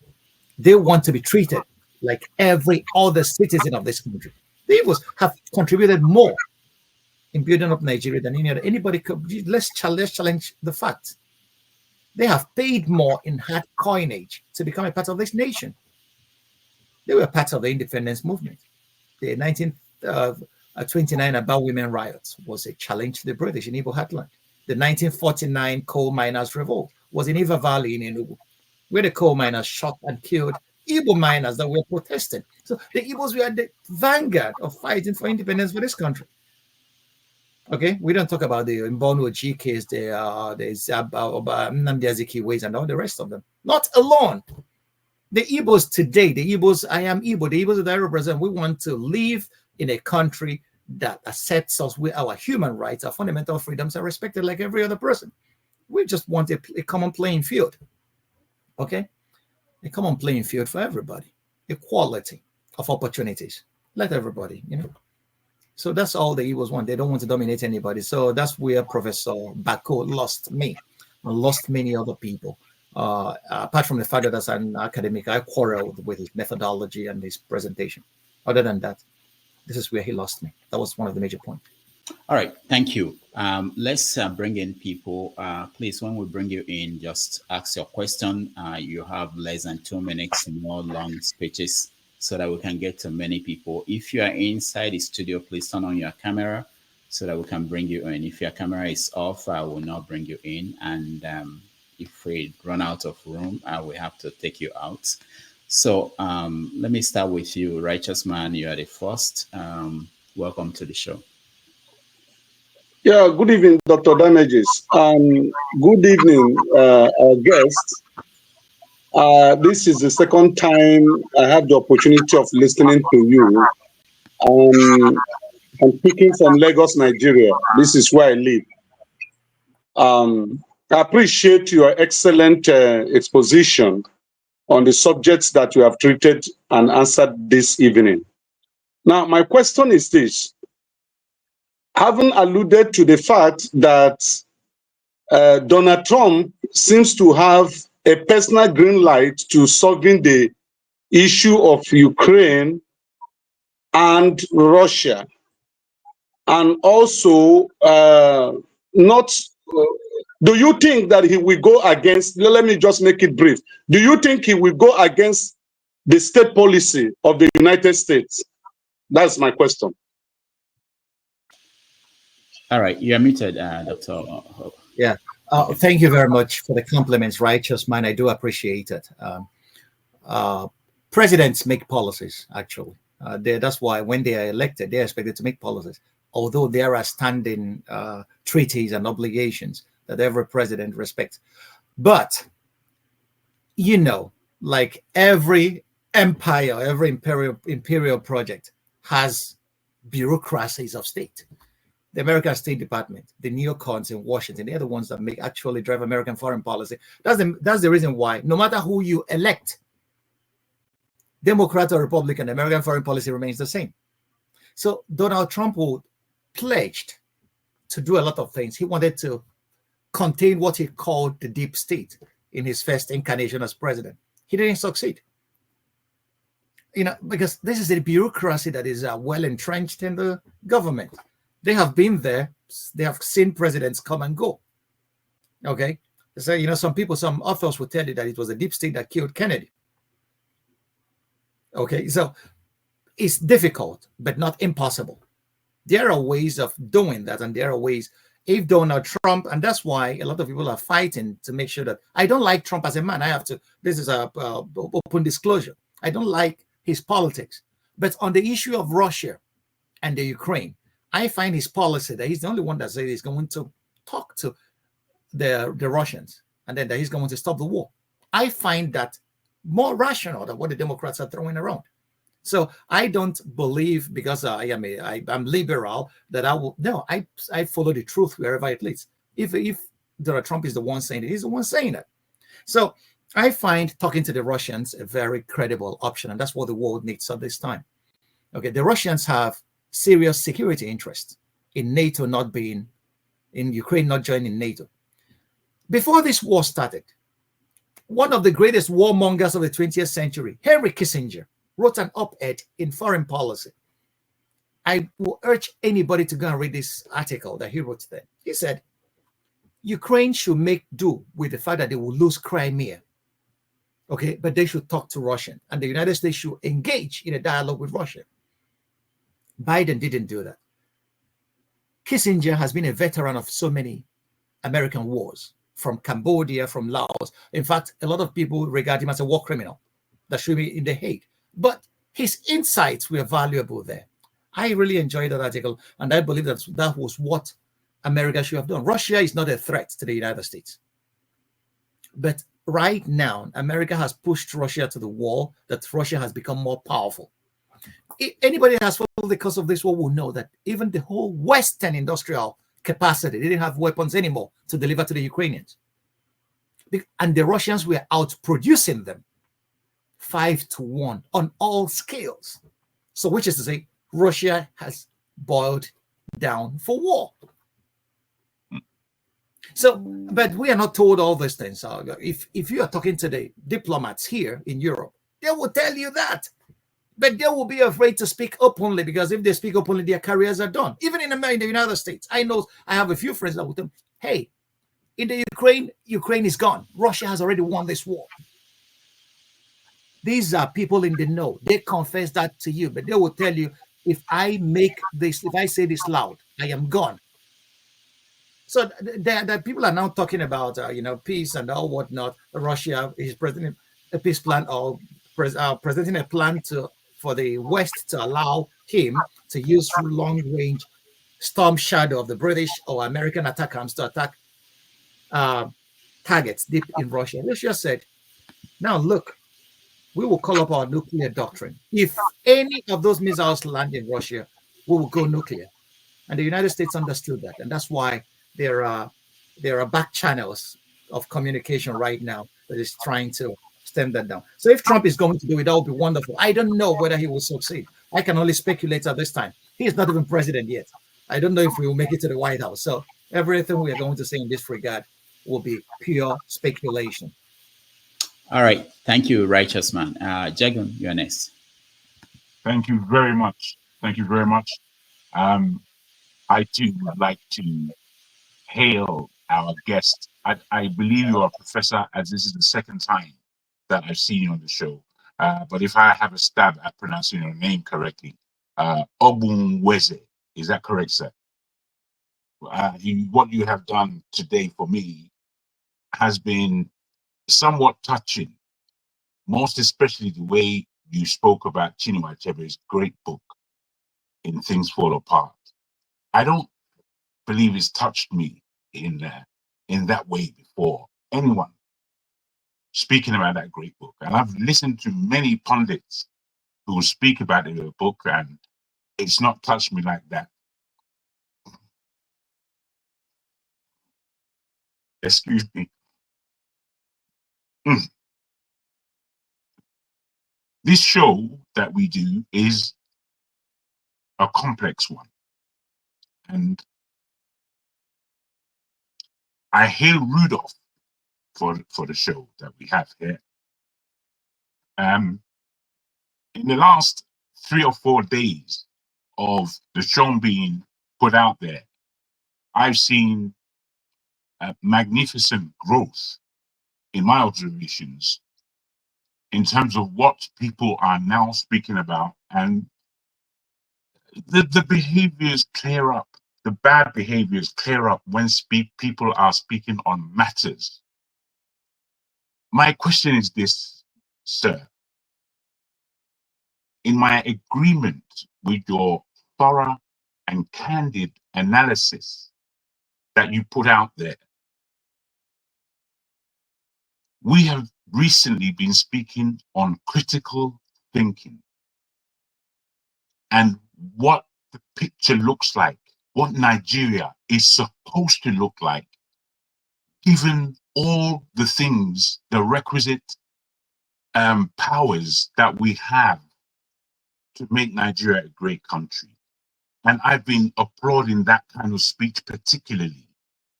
I would like to get from you your tangible, objective viewpoint on Nigeria rising from the dismay, the bungle, the harsh, inhumane ways in which we treat each other, to the heights of a nation that stands.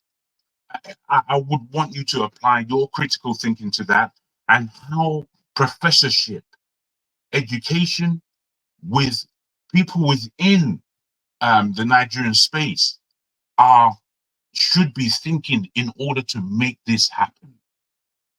That is my submission and question, sir. I applaud your authority of intellect. Thank you. Well, thank you, my brother. I wouldn't say, but you just dressed me in borrowed robes, if I'm to borrow from Shakespeare. But thank you. I really appreciate the compliments.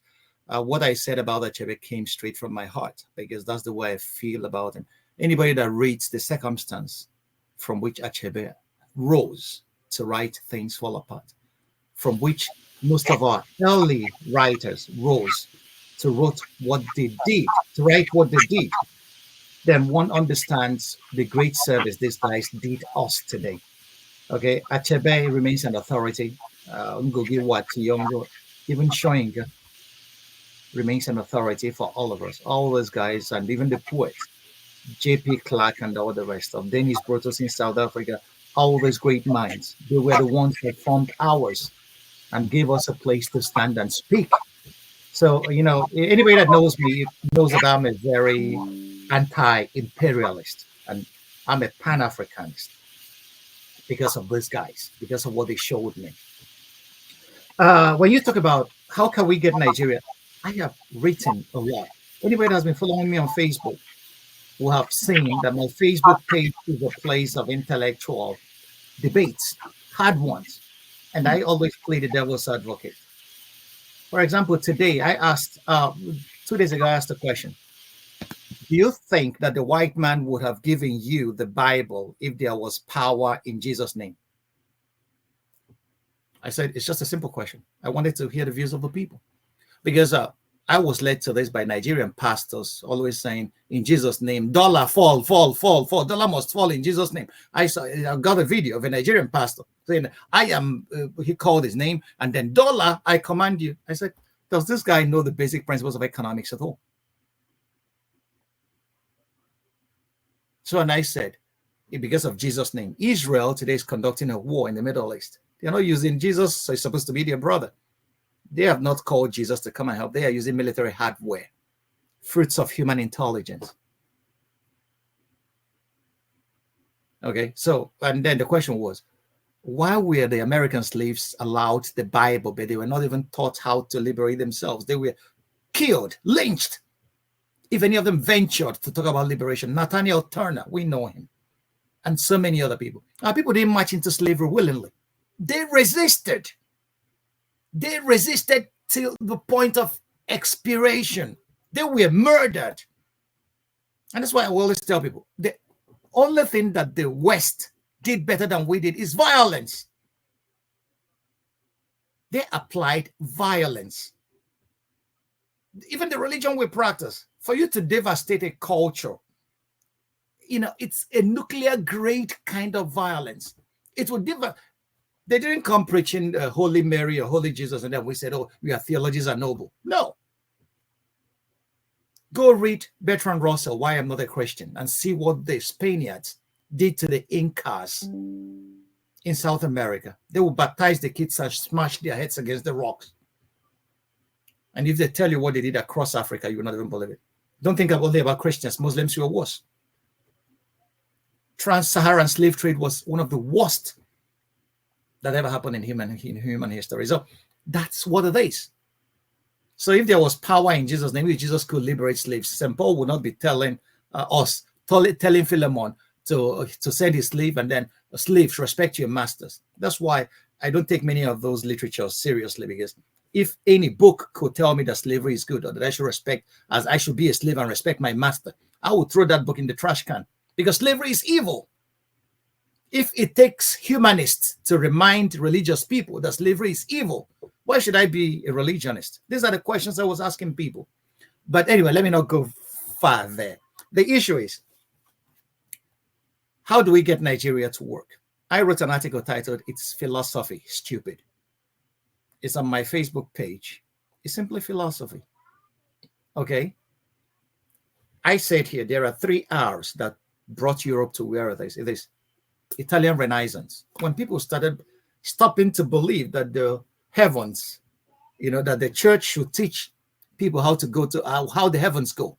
The church should mind teaching people how to go to heaven, but not how the heavens work, how astronomy works. That was Galileo's point, and he was imprisoned.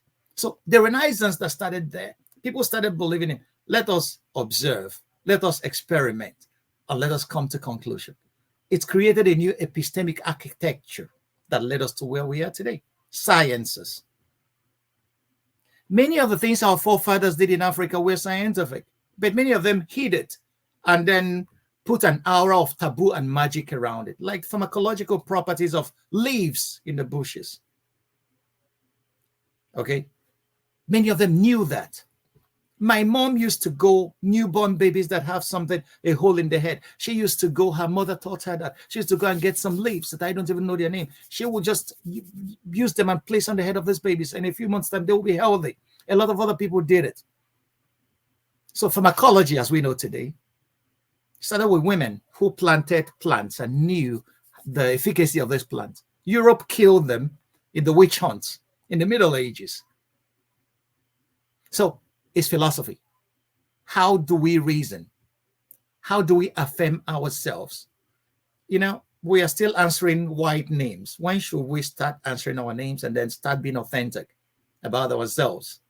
Forgetting the legacies of colonialism and start knowing that only the bondsman, Shakespeare said it, only the slave has in his hands the keys to cancel his captivity. If we believe we're in, but we are the ones to do it. Nobody's coming to save us. If you think anybody's coming, nobody. We are on our own. Only Nigerians can save Nigeria. So we should revamp our philosophy. You talked about critical thinking. Do you know that critical thinking started suffering in Nigeria from the late 80s till today? And that's why we have so many churches in Nigeria. Go to Lagos. In one street, you will see about 20, 50 churches. People go to church to pray for problems that they can solve for themselves. And you know when that started? When IMF told Nigeria under Shagari to introduce austerity measure and defund education. You know, people don't know where, when Achebe said, if you don't know where the rain started to beat you, you will never know where it stops. So why would a foreign institution tell our government, defund education, defund social services? They don't want it to be great. I said once on this program, if I am the president, I will abolish security votes for governors, and I will plunge that in education. Education will take the largest chunk of my budget every year. We need to reestablish. Education is not only sitting down to learn grammar. China did what Germans did. They call it dual system. Those who cannot learn grammar or high sciences should go and learn how to use their hands. We need both to build our society. Education. And again, what does it take to cause a revolution in a society? Only 3% of the population. 3%. And the educated Nigerians are more than 3%. If you get the 3% of any population, you could change that structure. 3%. There are a lot of studies that have proven that. 3%. If you, out of 10 people, out of 100, if you get 3 people that are noise makers, they will bring down the whole house. One will be doing, So, and what are we doing? Educated people from Nigeria, we have abandoned our home. So a bunch of charlatans. Chinua Achebe called them a clique of renegades. They don't care. Gowon and Buhari are now in London, in their residences in London. Does Obama have any residence anywhere in any other country in this world? He will lose relevance immediately. But we clap for these people. Does Angela Merkel have any residence anywhere outside Germany? No, but we run back to our colonial masters after serving interests that are detrimental to our people. 3% of Nigerians, that's all we need. Can we start together? Can Rudolph lead that revolution from this platform? Okay, I'll not only talk shopping. After the Second World War, the United States saw what the Germans did. When I tell people American greatness is built on stolen German technology, they don't believe it. Go and read the memoirs of Albert Speer. Albert Speer was Hitler's munitions minister. He wrote a book. He wasn't killed in Nuremberg. He wrote a book detailing the weapon system that German scientists were producing. The United States never knew anything about it. And after the war, you see these weapon systems being possessed by the US and Russia. You read another book by Annie Jacobson called Operation Paperclip. So what America did was to bring Hitler's scientists, shield them from the tribunals, bring them to the United States, give them everything they needed, and ask them, do your research, but for us this time. Nigeria fought the war. During the Civil War, there were so many advances that were made. The Biafran scientists, research and production, they were refining oil in the bushes of Biafra under heavy bombardment. But today, Nigeria has 4 refineries and none of them is working. We don't refine the crude we produce. So you ask yourself, how were these guys, Godian Ezekwe and co., how were they refining oil? Engineer Roy Umeini and co., how were they refining oil in the bushes of Biafra? And after the war, the British advised our government, no victor, no vanquished. All of that should be, disbanded.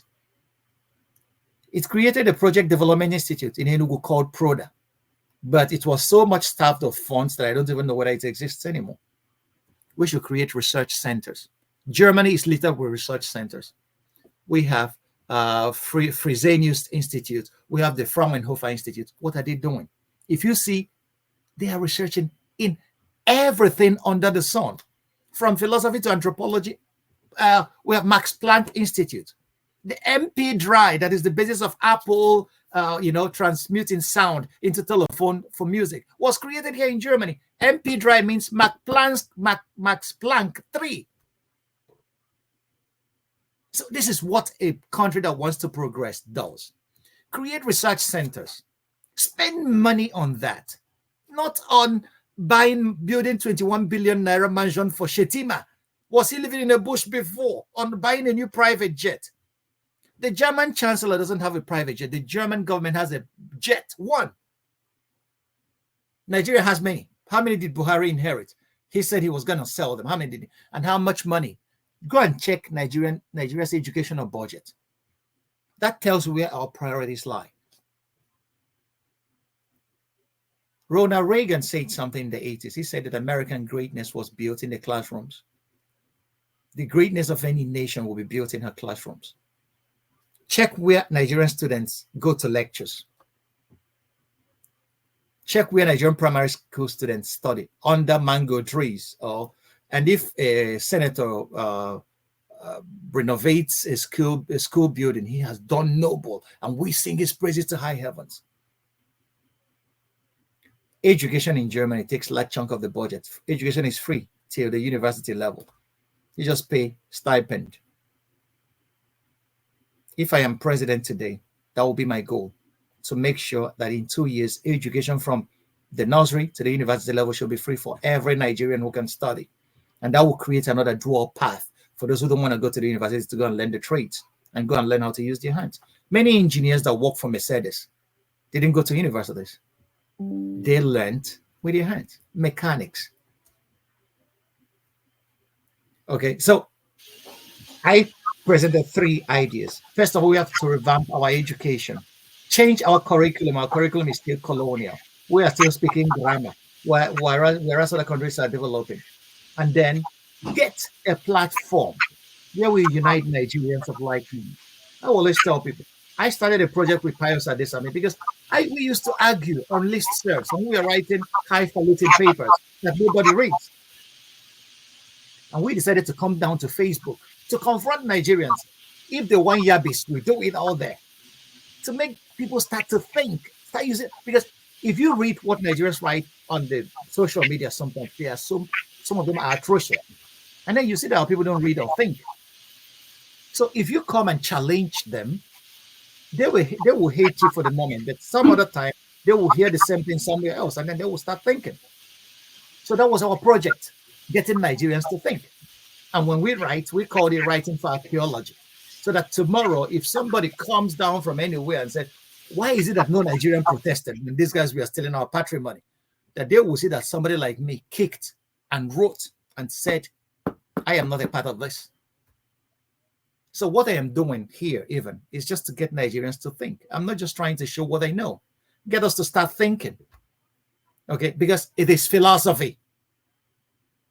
The philosophy of a country determines whether that country is going to develop, whether it's going to have good governance, whether education is going to be free, whether people are going to have food on their table, whether crooks should be ruling us without our consent. So if we still believe in this petty tribal politics, where the thief from Enugu should be the president and the thief from Lagos not, then we are doomed. But if we condemn thievery, that no thief should ever raise his head in our firmament, it will not happen. It starts with a plan. Instead of agonizing, we should start organizing. It's a slogan, but it's a very effective one. That's what we should think about. All right. Thank you. Thank you, Jaglon. Let's go to Pansat. Hello, welcome, Dr. Ogbunwezeh, to the show. It's always good to see you. And of course, thank you, Rudolph, for bringing a genuine intellectual, right? He's been dispensing knowledge here.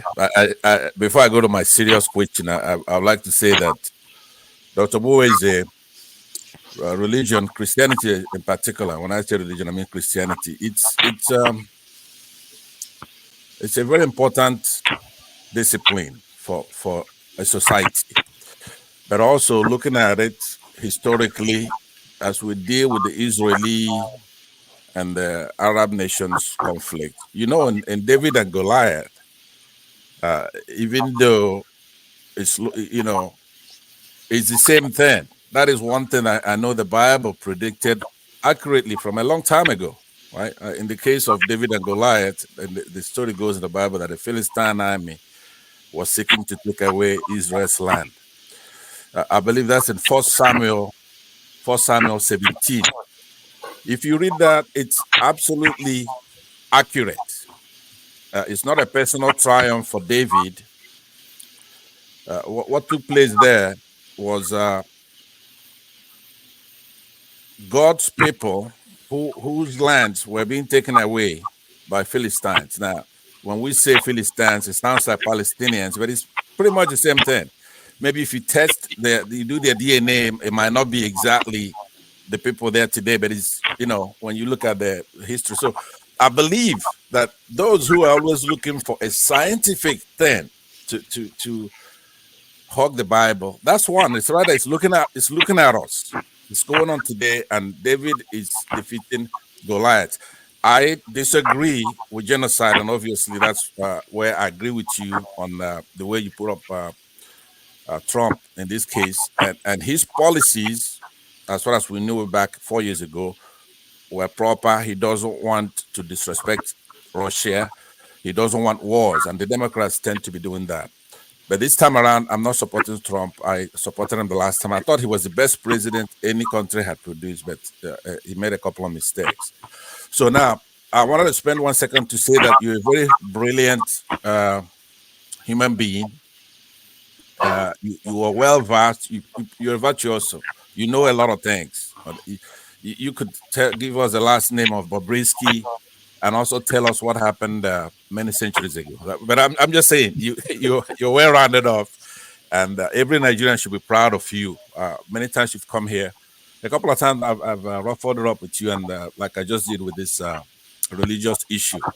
But now, when you also touched up on what makes our country, any country, to be great, which would be economic growth, social progress, human development, rule of law, you know, genuine progress indicators and things like that.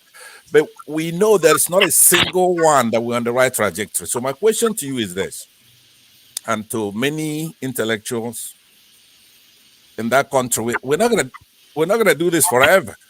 We're not gonna wait for Nigeria to get it right forever, while our people are getting bite. I don't know what that word means, but what I'm saying is that I believe I want you to really give me a thorough answer like you did for Jagun here, who everybody wanted to give him a hug because he was touched by the way you presented Chinua Achebe, and we all touched by his gesture there. But what I'm saying is that there are those of us who believe that we should take our country by force, that we don't have a constitution, that basically you just have a bunch of cabal take over. And lording us over us. They are not obeying the laws. They're not obeying the rules. Out of all those things that I listed a few minutes ago, there's not even one that is on the trajectory where maybe education, maybe this. They're not doing anything like that. So why shouldn't we take our country by force? Why? Thank you. Okay. All right. Thank you, Pansa. Okay. Am I on? Yeah. Go ahead. Okay. I'm a very fearful man. I am not Thomas Hobbes, who had to write his Leviathan because of his fear of violent death. The problem with taking our country by force is that we have tried that. All the military guys took it by force. And what did they do? They achieved nothing. They ended up on the same barriers that the civilians confronted, and then couldn't do anything to solve. I used to believe Achebe, that the trouble with Nigeria is leadership. But it is not leadership alone. Nigeria and many African countries have a lot of myriads of challenges. And I used to believe, until I read Chinwezu, not the West and the rest of us. I read Chinwezu's recent articulations as late as the 2000, I guess. And the way he was talking about, that the trouble with many of these countries is not only leadership, that the trouble with them is equality, the fact that they Neocolonialism, that's what he called it. But then I developed a theory which I call the hostage theory. Most African leaders that wanted to achieve something for their countries, do you know what happened to them? Many of them were, all of them were killed. The question is, by who?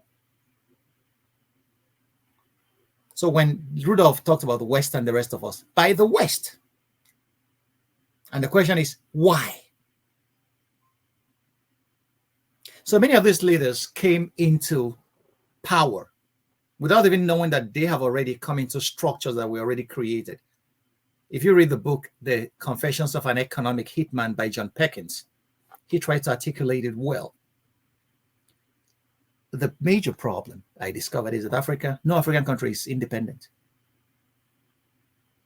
We are celebrating 64 years on the 1st of October. When did independence start happening? It was after the Second World War. Many young Africans that were in this country saw that the Germans were actually kicking the asses of the British. And they said, why should we remain under colonial yoke when these guys were kicking your asses? We saw them, what they do to you in Burma. We saw what they did to you every other place. And then what Churchill described them as a wind of change.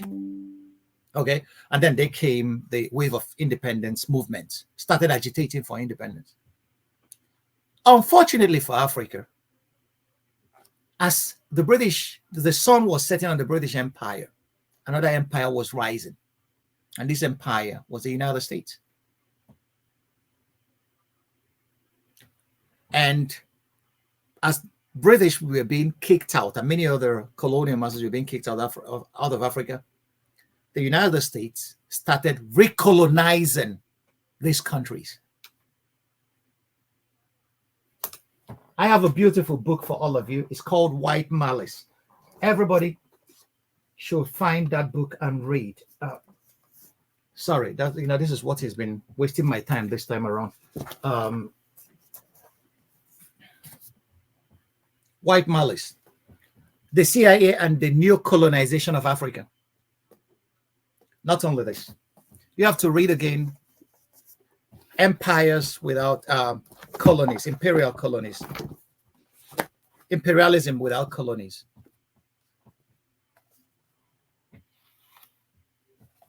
This was how these countries were captured. And that's why there is no coup that happened anywhere in any African country without the CIA planning it. If they don't give you their blessings and you do that, you are dead the next day. The French did their France-Afrique policy led by Jacques Foccart. And that's why today the French are using euro, but the economic policies of Francophone African countries are still being determined in Paris, CFA francs. Read the treaties of the WTO and see what they do to African exports. And they threw open African markets. So our hands are so much tied. And then these leaders, if you read Fanon, where he talked about the psychology of oppression, and you see Jean-Paul Sartre writing a foreword to him where he said that if suppressed fury fails to find an outlet, it will go in and devastate the oppressed themselves. That's what happened to many of our first independence leaders. They came, they saw the magnitude of the problem. They couldn't get out of this. Lumumba was killed in Congo. For what? Because he wanted to use Congolese resources for the Congolese people. And Noam Chomsky in 2000 or 2000 and something wrote a beautiful book to tell you why the United States will never allow you to use the resources of your people for the best interest of your people. The book is called Fateful Triangle. Pick it up and read, please. I am not the one saying it. Fateful Triangle, America will never allow ethno-nationalism to rise. Ethno-nationalism he defined as the movement by the people to use their resources for the best interest of their country. If you do that, the USA will shut you down because they are the new colonial masters. The war in Congo is a genocide. Over 5 million Congolese are dead today. What is the war about? Coltan. That I'm talking to you using computer technology or telephone technology, even the new electric cars, This is the wafer technology they're using. So it's found in Congo, and they're ready to kill and displace populations for that. WikiLeaks told us that Shell BP, the WikiLeaks leaked cables on Nigeria, stated that Shell BP is the shadow government of Nigeria. Did we not read it? Or Nigerians don't read? Or am I the only one that saw that? And all over resource-rich African countries, this is the hostage theory. Many African countries are hostages. And then they will give you loans, odious loans. And then these loans will, further the corruption. So these leaders, many of them could not do much. They just, why should I kill myself? They will steal and then make sure, feather their nests, and then let the new government keep paying for the debts and then allowing them to steal the resources. I will not come and die here for these people. So every country in Africa has had that. So we are under siege. And what is the solution to this? I don't have the answers. Okay? Unless you are aligning yourself with a major power, these guys will not let you develop. Okay? So that's why India. Have you ever listened to the Indian foreign minister? Go on YouTube, listen to that guy. He delivered a speech on the United Nations just concluded summit. If you see the confidence of which that if the United States, you don't determine our foreign policy. America told India to stop buying oil from Russia. India said, "You're joking.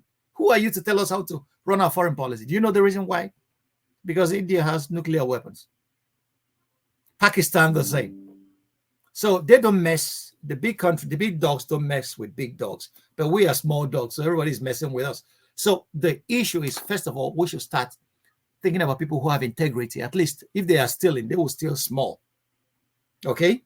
And then use the rest within the parameters allowed us by these big dogs to keep on developing, to keep on creating research centers, to keep on doing little things that when the curtains will be opened, we will rise. But the point is that we are not even doing any of this. Is it roads that we have in Nigeria? We cannot even generate power. Lagos, Nigeria got electricity 14 years after England. 1864. Those who are living in the British Isles, how many times have you suffered power failure? Almost nil. Nigerians, Obasanjo spent 16 billion to generate darkness. $16 billion.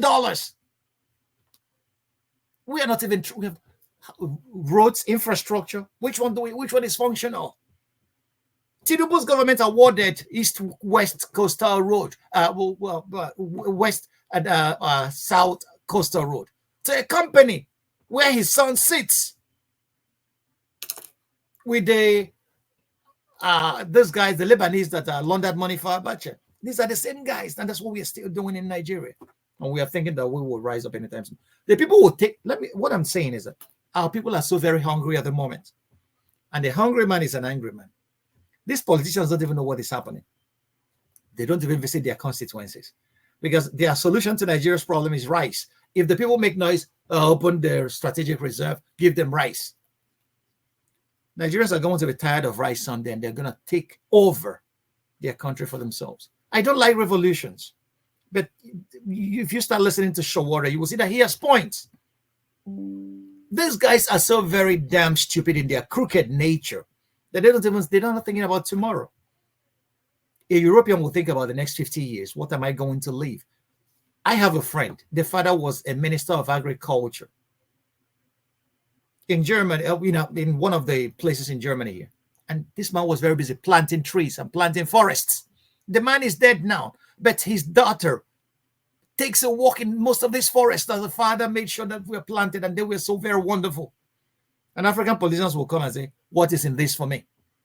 The chairman, one of the chairmen of APC was caught stuffing dollars in his pockets. And he's a party leader, a respected party elder.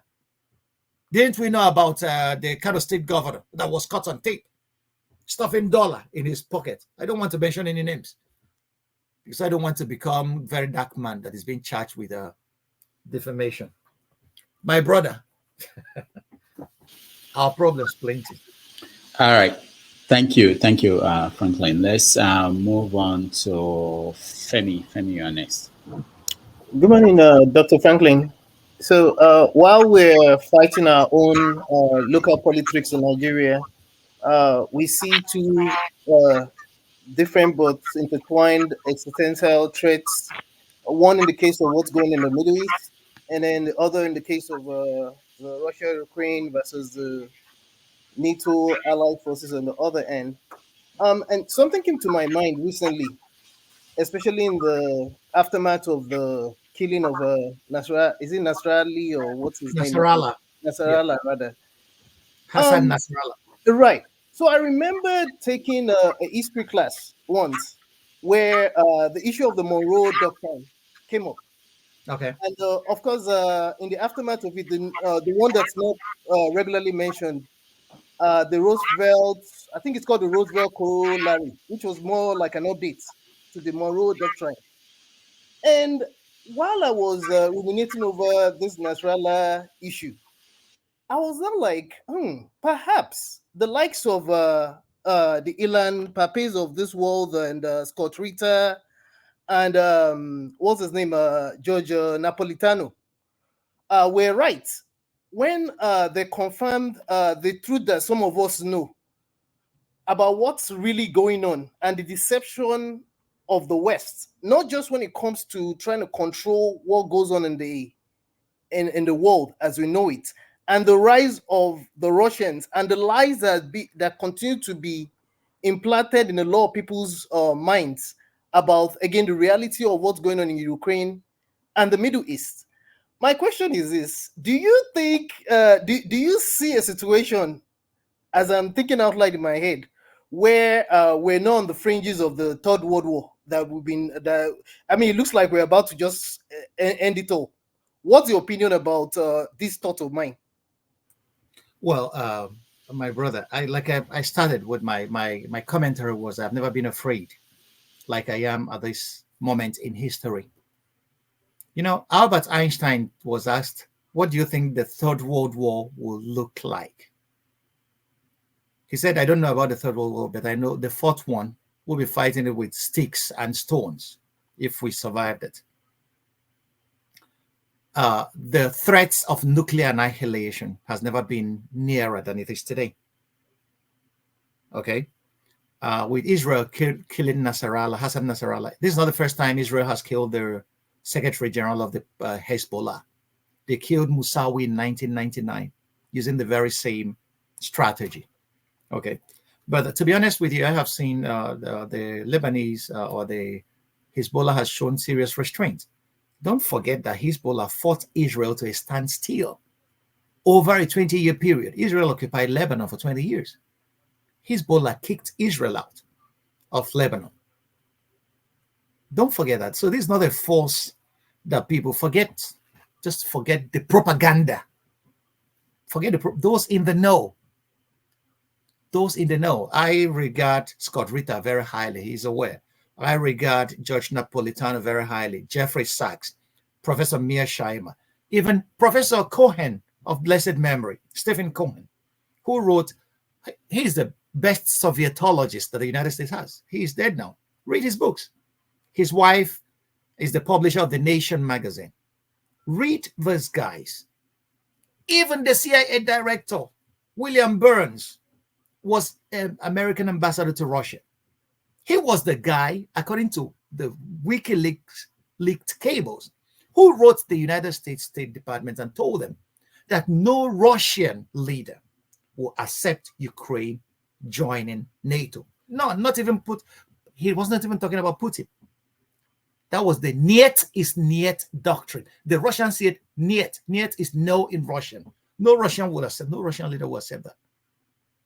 So the elite governing Russia will never accept. And if you know, in Russia today, there are the hardliners. And it seems in this whole thing that the only adult in the room seems to be Vladimir Putin. Because if Putin had listened to the hardliners in his government, he would have leveled Ukraine with nuclear weapons. He is the only, and there is nothing the West could do. What a lot of people don't understand is that this nuclear issue is not a child's play.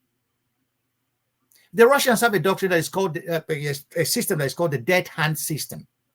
If the United States attacks Russia with nuclear weapons and destroyed everybody, even their leadership,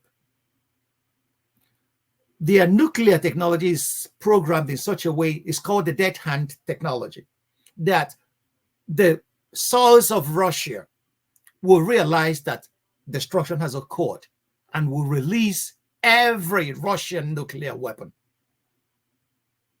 directed at the United States. So even if you kill every Russian, you have set off the nuclear weapons themselves, and they are going to arrive. And these are hypersonic missiles. You're not going to stop them. And what does that mean? Experts will tell you that Russia doesn't even need to fire a single nuclear weapon to destroy the Earth 25,000 times over. All it requires is for the nuclear weapons that Russia possesses to explode in Russia. Our world will cease to exist. So, and this is what leaders who are not sociopaths are just trying to poke the bear. Why do we risk that? Sometimes you believe that those that are governed in many Western countries are sociopathological idiots. Why risk that? Why risk existence? Which kind of an evil mind would you be to risk human existence for your petty politics? Netanyahu is very busy, and his hordes of buccaneers cleansing the Palestinians out of Palestine. The Palestinians have a claim. The Israelis have a claim to Palestine.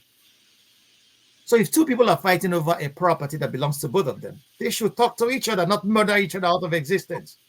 You cannot murder your way to peace.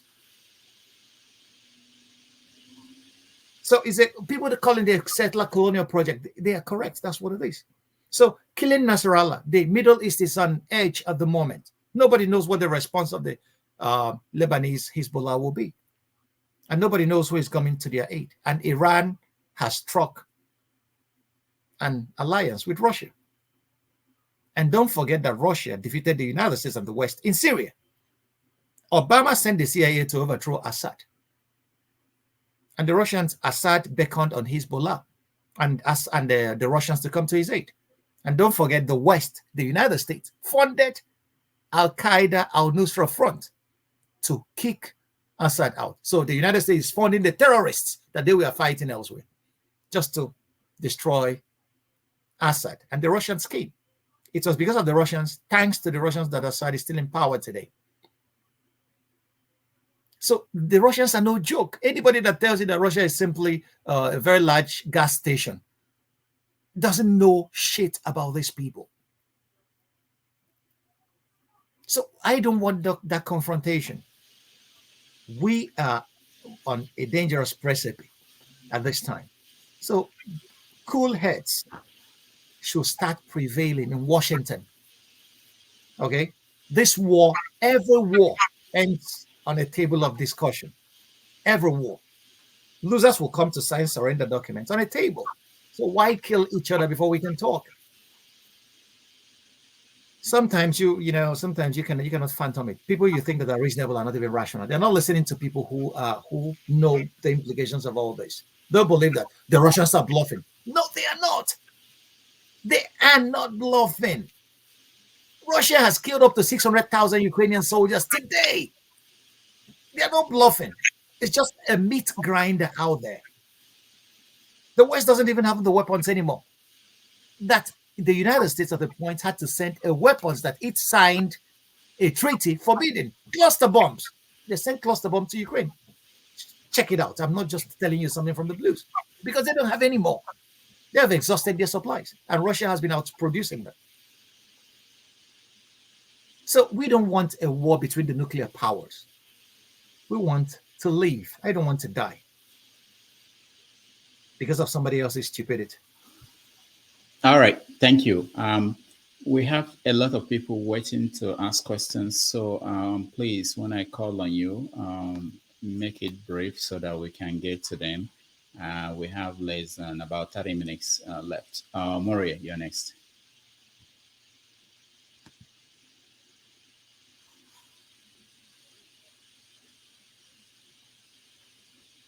Thank you, Dr. Damages. Thank you, Doctor, our guest, for coming to the show. It's always a delight listening to you. Thank you for your in-depth analysis and unbiased disposition to the situation in Nigeria. I dub my heart for you. I think you are one in a million. We were here about a few days ago talking something close to the issues you're dealing with right now. It's a given that the situation in Nigeria is an aberration. It's also, a lot of people agree, a lot of Nigerians gather to agree that it's a huge problem in Nigeria. When you talk about state capture and all that, you know, I understand where you're coming from. Each time we gather, we still gather to, these people are educated. We, one way or the other, most of us have been able to escape from the situation. But we cannot run away from our shadow because we have no other country than Nigeria.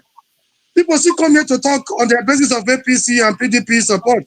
And it beats me hollow when I see people campaigning for 2027 when they are not seeing the bigger elephant in the room.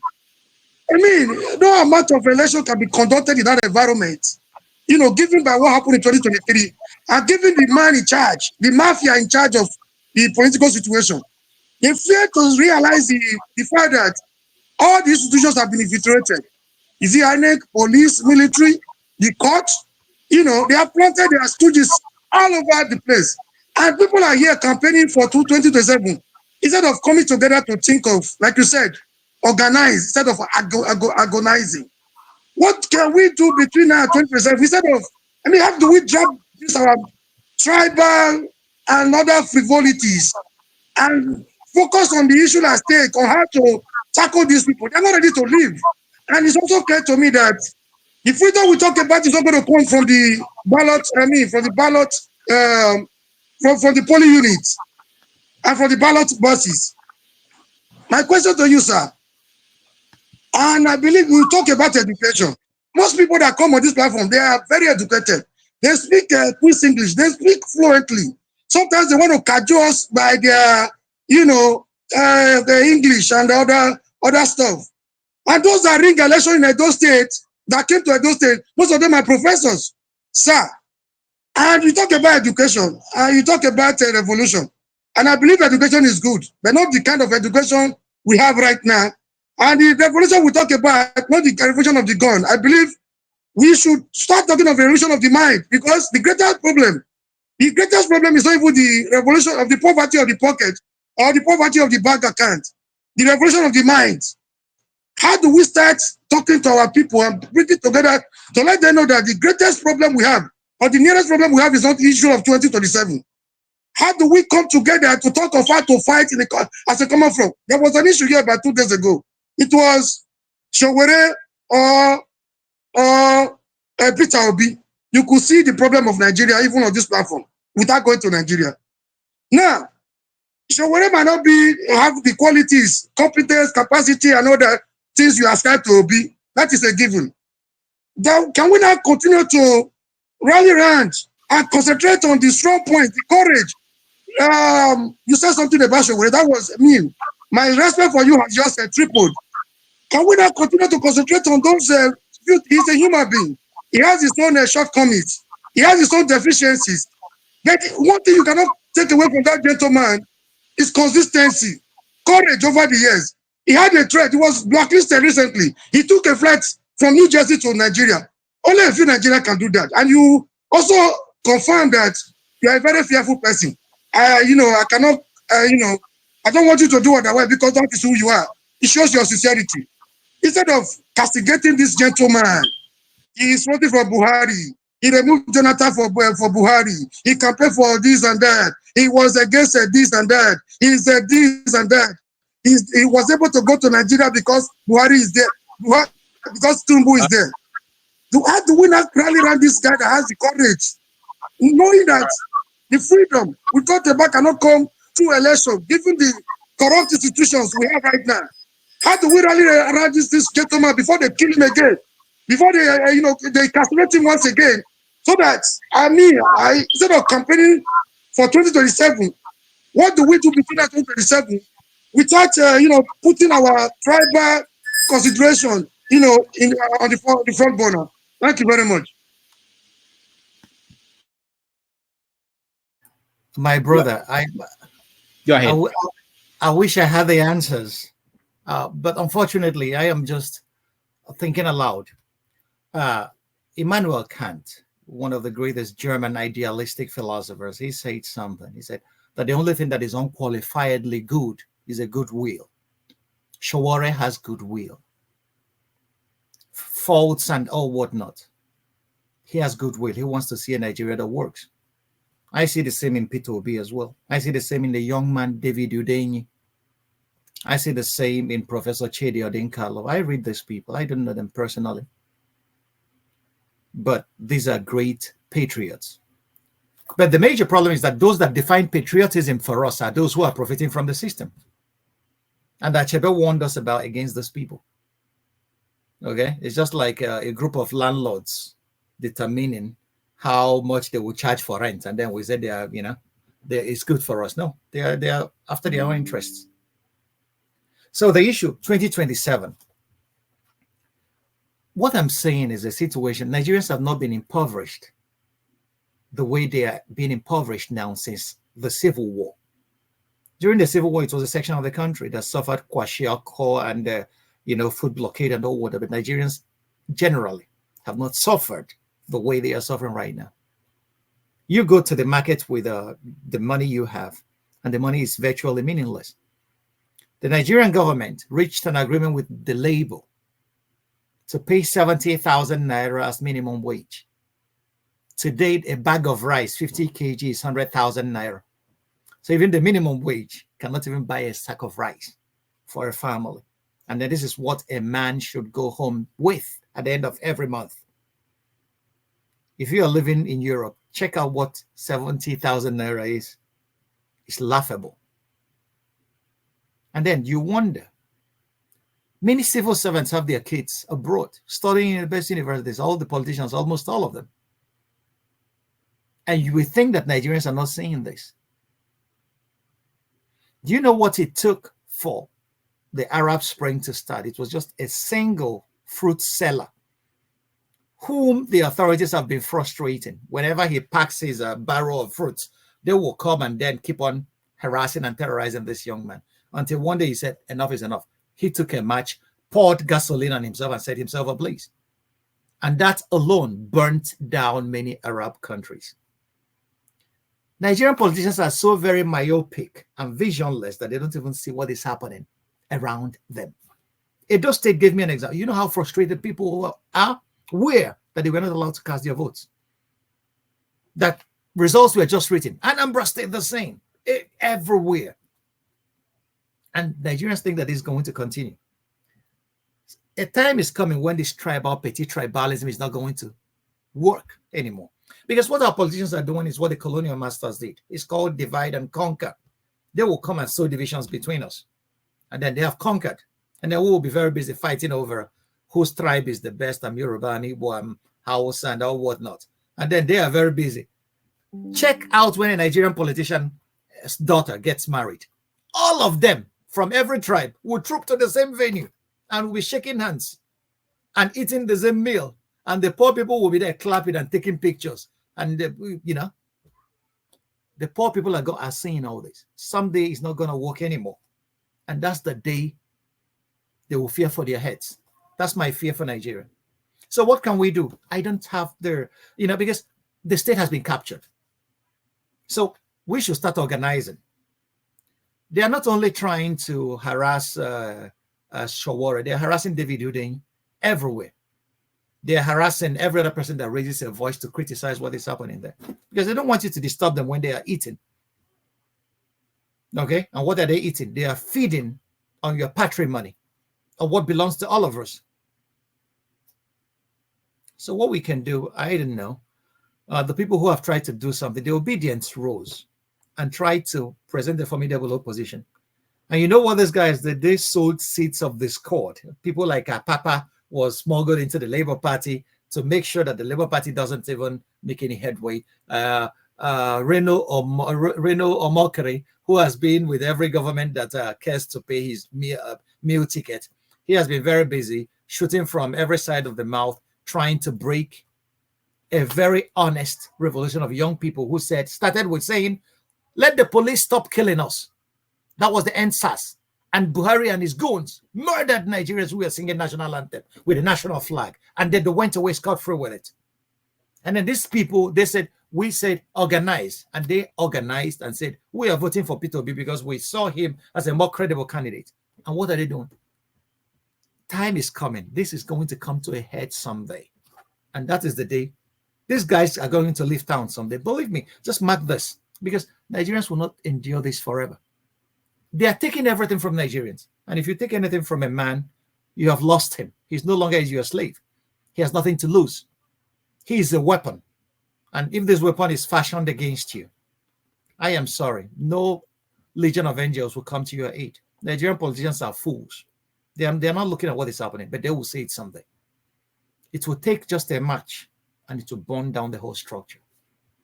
So I don't know what we can do there. But if I say organize, we have organized. It didn't work. If there's a less protest, we have protest. They killed us. They are waiting for us to carry weapons and shoot them on the street. But you can see what they sold is coming back to them. Many of them are sleeping with their eyes open. Kidnappers everywhere. They don't travel unless they are traveling with a retinue of hangers-on. How many Nigerian politicians could stand on the street and walk, carry his own bag, without the people stoning him like Peter Obi is doing? How many, or Shawara is doing? How many of them? Nigerians know who the real deals are, and they know who the thieves are. And the thieves are going to get their comeuppance pretty soon. That's all I have to say. I don't know what else to say because the people have tried everything. Organization, protest. The state has marshaled her goons to put, pay to all these measures. So if you take away everything from a man, he's going to resist someday. And that's what the politicians are doing, unfortunately. I don't know. But never stop agitating. Never stop agitating. We need only 3% of our population. And again, one practical thing you can do is this platform, get more people to join here and listen to what we are saying. Now listen to your pain. Okay? Because we are only a few people. Get more people to tune in. Let them listen to the pain of Nigerians who have seen that things could be done better, who have seen that things work better elsewhere. We can do it. We are not stupid. And we are not all cowards. So it's a practical thing. We can start here to start organizing, and then someday it's going to spill over into the society. And the people in the diaspora, you have your work cut out for you. That Israel is what it is today is because of the Jewish diaspora. So our diaspora has a lot to do. Just keep talking. All right. Thank you. Thank you so much, Franklyne. I will go to Ovie, then I'll go up to Forefathers and the people that came in. Ovie, go ahead. Your question. I'm conflicted. I'm truly conflicted. But no go ask my incoming governor if you don't know the meaning. Me I don't know. But I'm conflicted because since Dudov don't start this program, he has only brought 3 guests. I'm not saying 3 types of guests, I say 3 guests. The first one was Dr. Franklyne. Since that day, I begin to look at Rudolph with one kind of eye. I say, this guy is not as innocent as I thought. The second guest was Dr. Ogbunwezeh. Then I said, okay, this is not a joke. Dr. Rudolph is serious. So when he told me that Dr. Franklyne Ogbunwezeh is coming for the 3rd time, I was prepared. So I didn't prepare to come and ask question or any challenge. I just decided to go into my archive and put so many theories that I used to have just to come and check them off. Fortunately enough, now only 20% I don't do. That's why I'm conflicted. I'm angry that the time is not enough, but I'm happy that I've gotten more than I came for. Now, you said you are scared of nuke, you are terrified. I will say to you what John Meshama told Jeffrey Sachs. He said, my heart is with you, but my mind is with the reality of how international politics works. So, doctor, you are scared. My heart is with you, but my head is in South China Sea. not even in Russia, as we spend so much talking about Russia. On your, you alluded to the what Professor Nomchansi says about President of America being a war criminal since World War II. I think Jim Powell, the author of Wilson War, will disagree with you in the same, not necessarily disagree, but he will say that American presidency's first World War, which is Woodrow Wilson, since World War One, not World War II, because since that time they gave us Hitler, they gave us Lenin, they gave us Stalin, and they gave us World War II. And we are talking about World War III in our lifetime. So it's dated back since World War One, and that book will actually change everything the way you see 21st century, because that was the changing game. And that actually takes me to my question. You said a lot about pretty much everything I came for and I became here more for, but you I don't know if you deliberately alluded the fintech revolution in China, which I will say is the foundation of the new world that we are seeing. So I'm wondering that you don't recognize that revolution, or there's a reason that you are not factoring that part in. Then on my second question is what is the future of Germany? Because since that's where you're based, or in Europe generally, because as far as I'm concerned, they are as irrelevant to the world that we live in today, just like any nation in Africa. Because one, they have lost out of the green tech and the big tech. So what is the future of Germany and in Europe in general? Or most importantly, why do you ignore that fintech revolution that is taking place in China that is actually making America to re-strategize their world hegemony that started 8 years ago? Which I would like to say, Rudolph, those three images that you presented, they are not three in the world today. There are only three countries. There's China, there's America, and there's the rest of us, including America, Germany, France, Nigeria. We are all one country now. Then we have China and then America. So, but doctor, All right. Okay, I will jump into it straight. I never shied away from the revolution that the Chinese have brought, that is trying to change the face of the earth today, the Chinese. And that's why the United States are spoiling for war against China. And the trade war has already started. It started now with Biden, started with Trump. Even under Obama, we already saw inklings of that.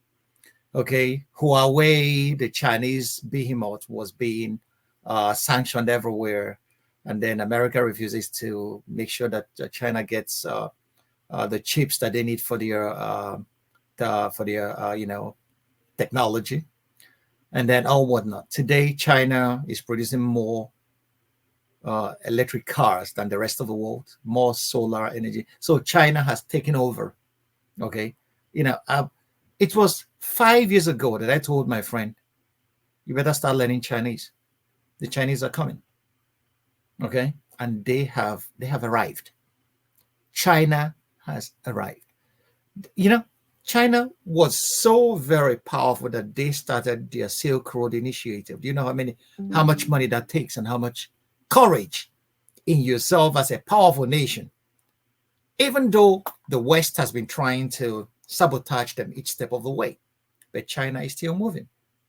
And then they will come and tell us, why do you think that Goodluck Jonathan was kicked out? People think it's because of, no, because he was leaning towards the Chinese. The Chinese were handling almost every other contract in Abuja under his tenure.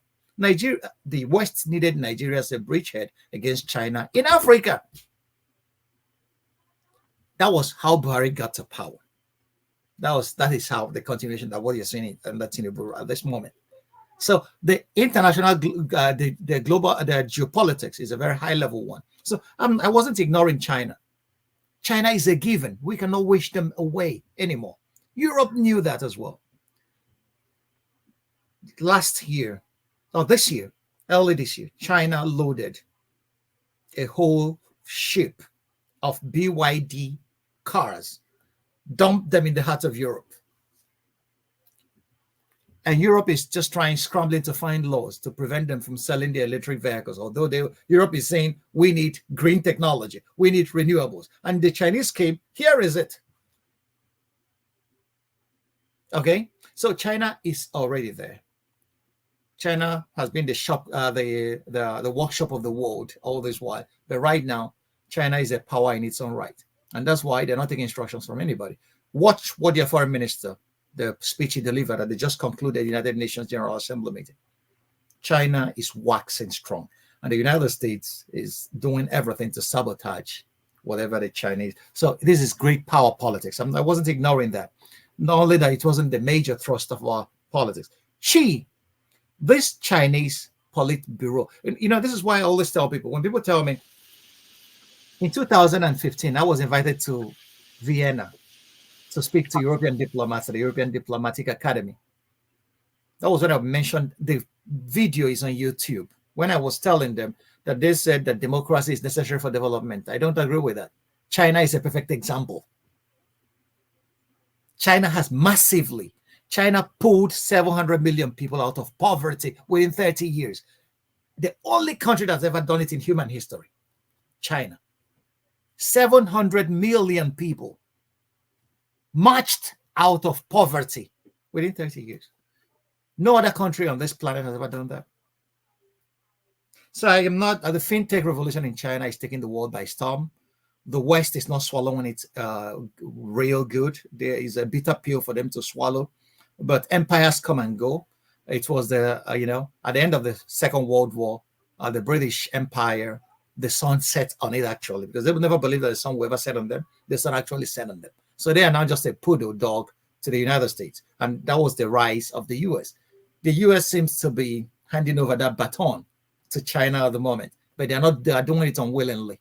Okay. And that may be a cause of a serious conflict. And they are using Taiwan to bait China into a major conflict, and which the Chinese seems to be wisely ignoring at the moment until they are ready. The role of Europe. You have to know that after the Second World War, when the Allied forces conquered Germany, Germany became virtually a colony of the United States. So Germany was decapitated. Okay. In Germany alone, Germany has over 6-7 United States military bases. Ramstein, Grafenwöhr, Stuttgart, they used to even have very close to my house. So Germany, America, German foreign policy is determined by the United States. You see, even European foreign policy. You saw that in the Ukraine. Putin doesn't want to dialogue with Europe. Putin wants to dialogue with the United States. This is the power. This is the power that tells Europe what to do. So politically, Europe has always been an appendage of the United States. Okay. When it comes to the economy, German economy at the moment is not doing well. And because Germany is an appendage of Europe, the Germans allowed the Americans to sabotage the Nord Stream from where they were getting cheap gas to run their economy. And then Putin, they thought they were inflicting pain on Putin. They never knew that they were inflicting pain on themselves. So, and we are all feeling that at the moment. So the cheap gas we were getting from Russia is no longer coming. We were being forced by the United States to buy their fracked gas at a cheaper price, at a higher price, and the Indians are now buying from Russia cheaper and coming to sell to Europe at a higher price, and we are forced to buy that and shut the fuck up because we cannot go against, the nuclear umbrella of the United States. So that's what it is. So where America goes, we see that even in the case of Israel. If America says we are supporting Israel, everybody comes lock in step. So America is what determines European foreign policy. It's a shame that such a proud continent will be an appendage of a country that is not up to 300 years old. Europe is a very old civilization. Europe has been around. Europe has seen all of it. But unfortunately, empires come and go. The Egyptians were once a great empire that lasted more than 3,000 years. But they are gone. They are just footnotes in history today. So empires will come and go. So the Chinese have arrived. So welcome to the new Chinese age. So if you don't learn Chinese, you are losing out. All right. Thank you, Ovie. Thank you so much. And let me go up. I'll come back down. Let me go to forefathers. Greetings, Dr. Rudolph. Thank you for having me. Greetings to everyone on the panel, and special greetings to the Professor Ogbunwezeh. Franklyne. I'm not a professor. I'm just okay. Ogbunwezeh is okay. The doctor is just an academic title. I wrote a doctoral thesis and then I like, but Ogbunwezeh is okay for me. I don't like that attachment of titles to anything. It unsettles me to no end.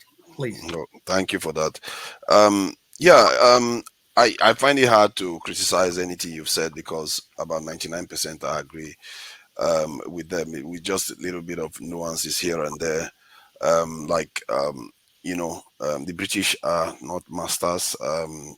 Because I worry that the young people, when they hear men or like people like us call other people masters, they start thinking, why are we calling them masters? Well, they are masters. They are the British colonizers, whatever we want to call them. Then regarding education, you said something about education.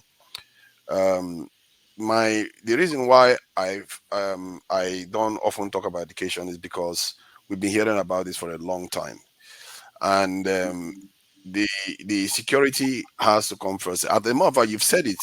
You said it many times about how the others have security and all the rest. We don't have it, and because if you don't have it, whoever has got it will undermine you.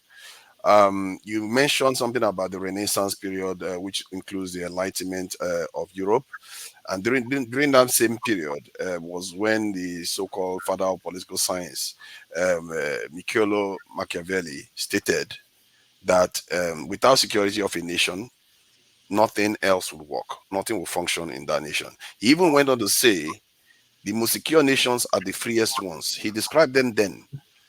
And today, the freest nations in the world, are they not the most powerful ones? And some of the most secure ones. He used Switzerland as an example at that time. And today, when you look on the map, Switzerland is one of the richest countries in the world and one of the most secure. These people build underground bunkers for their entire citizen, and they've not been to war for 200 years. And it tells you something that if you don't take your security seriously, your children's future are completely undermined. And I fear that our people don't know that enough. The question I wanted to ask is that how is it we don't seem to be aware that security is paramount to any nation? And is there any, because I believe that we are not ready. Our people have not experienced the kind of things that make them take their security seriously. I did a research on this and I found out that any nation like Nigeria that is considered strategic cannot emerge without confronting people that want to keep it down. You cannot. Every single one of them emerge had to confront that. In the small, even the smaller nations have to go through that hell. The question I want to ask is, how can we do it? How can we have a new thinking that others have never done, that can have us emerge in this world without having to confront any of the powers in the world? Thank you. Thank you, forefathers. Franklyne, hold on. Before you answer, do you want to take a break? And then or after you answer this question, we take a break and then we continue. Okay. After this, I will just take a little break and then just ease myself, and then I'll be back for further questions. I am ready to take every question today. Forefathers, thank you very much. You made the whole point that you have made. Security is paramount because, come to think of it, the fundamental human right is the right to life.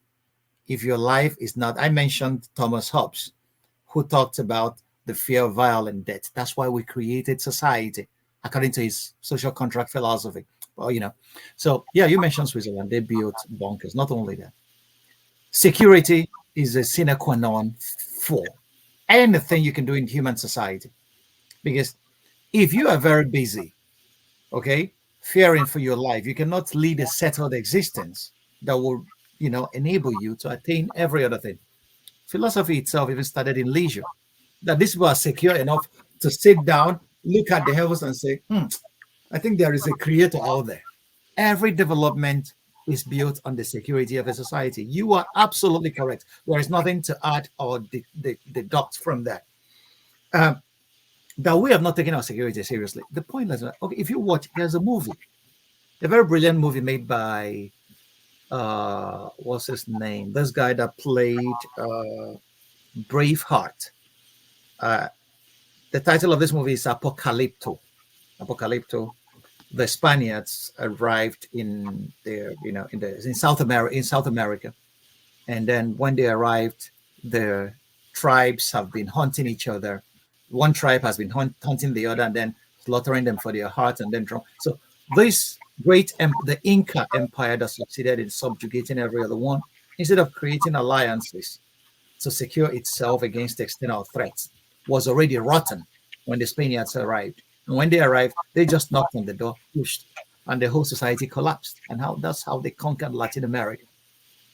So any society that doesn't place premium on her security will go extinct. Okay? And so you can understand why the major powers spend a lot of money on their military budget. In Nigeria, the point lies in that one, there are so many, a doctor can sit down and analyze what the problem. There are so many things. We haven't gotten this philosophy that even security is important. We don't have it. Those in power, their care is, we have oil. The resources keep coming at the end of every month. We just distribute them, sign contracts, and then go on a foreign trip. Take our wives and mistresses to shopping in Paris or wherever. Talk to any Nigerian politician. Talk to a German politician. He hires university researchers to prepare his position papers for any position he takes on any subject. Ask yourself, in our Senate, how many researchers, how many are employed by our lawmakers to research on the bills and the positions they are going to take? Security professionals, how many of them are employed? There's only security professionals employed by our people are those that will be driving the citizens out of the road so that their cars and their retinue of convoys will pass through. Building a society is an intellectual exercise. Making a society work is an intellectual exercise. So it requires people who can sit down and think. There are so many aspects: energy security, food security, physical security, military security. All those things are architectures that we really need to build. Tafa Balogun was a police commissioner, police inspector general of police in Nigeria under Obasanjo. Obasanjo had to fire him because he was embezzling up to close to 130 billion naira police funds. A security chief. Ihe Jirika was accused under Jonathan that they were selling weapons to Boko Haram. Our security personnel. Nigerian police have been accused severally of selling weapons to armed robbers. And what do you think they will do to a foreign nation that wants to sack Nigeria? They will just sell Nigeria to them. So you could see the characters that have manned sensitive portfolios in our governments across them, in our security architecture across them. There was something profound that one man that I have a cause to hate said, Hamza al-Mustafa. He said that any agitation, any insurgency that lasts more than 3 days in Nigeria, that the government is aware of it and has a hand in it. And he is correct. Either through culpable ignorance or because the government has not done any serious thinking on how to move the country forward. You are absolutely right. I have not. Security is the basis of it. Peter Obi said that if he got to power, he would tackle security on day one. I have expected that Tinubu would declare a state of emergency on the security sector. Read the Riot Act to his service chiefs. I have not heard that. I have not heard a policy addressed to the nation on security. How can we start getting it right when the person who is supposed to be in charge is not even thinking about these things? If you don't have security, your economy will not even progress. People should know that if they hurt you, that they're not gonna have it easy, and they will leave you in peace.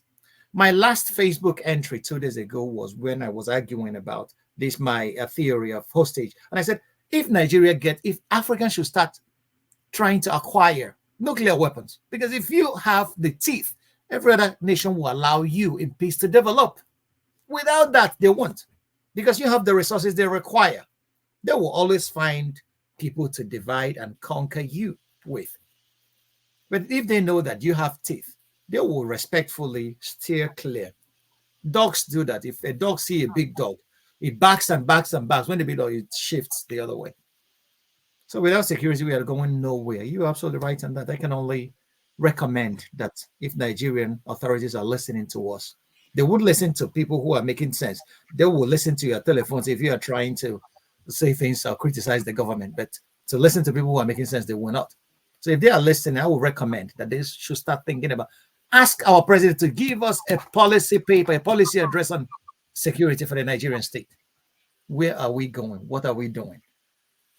And then he should make it actionable. He should get researchers. He should get people who are versed in this area like yourself and get them to sit down in a think tank. Do you know why do you know why the German government gave me a scholarship? Because they put me in a think tank, what they call Zukunftswerkstatt, future workshop, where we sat down to think about the energy policy of Germany for the next 50 years. They brought people from all over the world they believe to be brilliant. Every sector you can think of: law, philosophy, energy, security. Our job was to sit down and think about energy policy for the next 50 years, not today. That's how I got my scholarship to come to Germany. So which African government is doing something like that? These guys are thinking far ahead of us, and we are competing for the same world and the same resources with them. Don't let me talk about China. All right. So let's take a break. Oh, okay. Yeah. Let's take a break, and when we come back, we are going to continue. I promise you, he will take your questions if you are in the studio. And I see Mama Echo, when you are done with your phone call, we'll bring you in. So let's take a few minutes break. Thank you.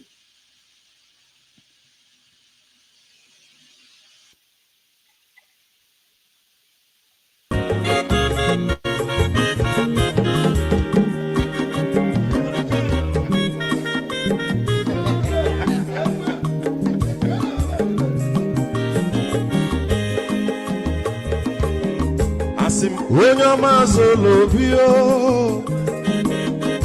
akwa nwa zoro bio, Max ịbịa bunyere okwanụ m n'ofube n'azụ ụlaga n'ịbịa zugo.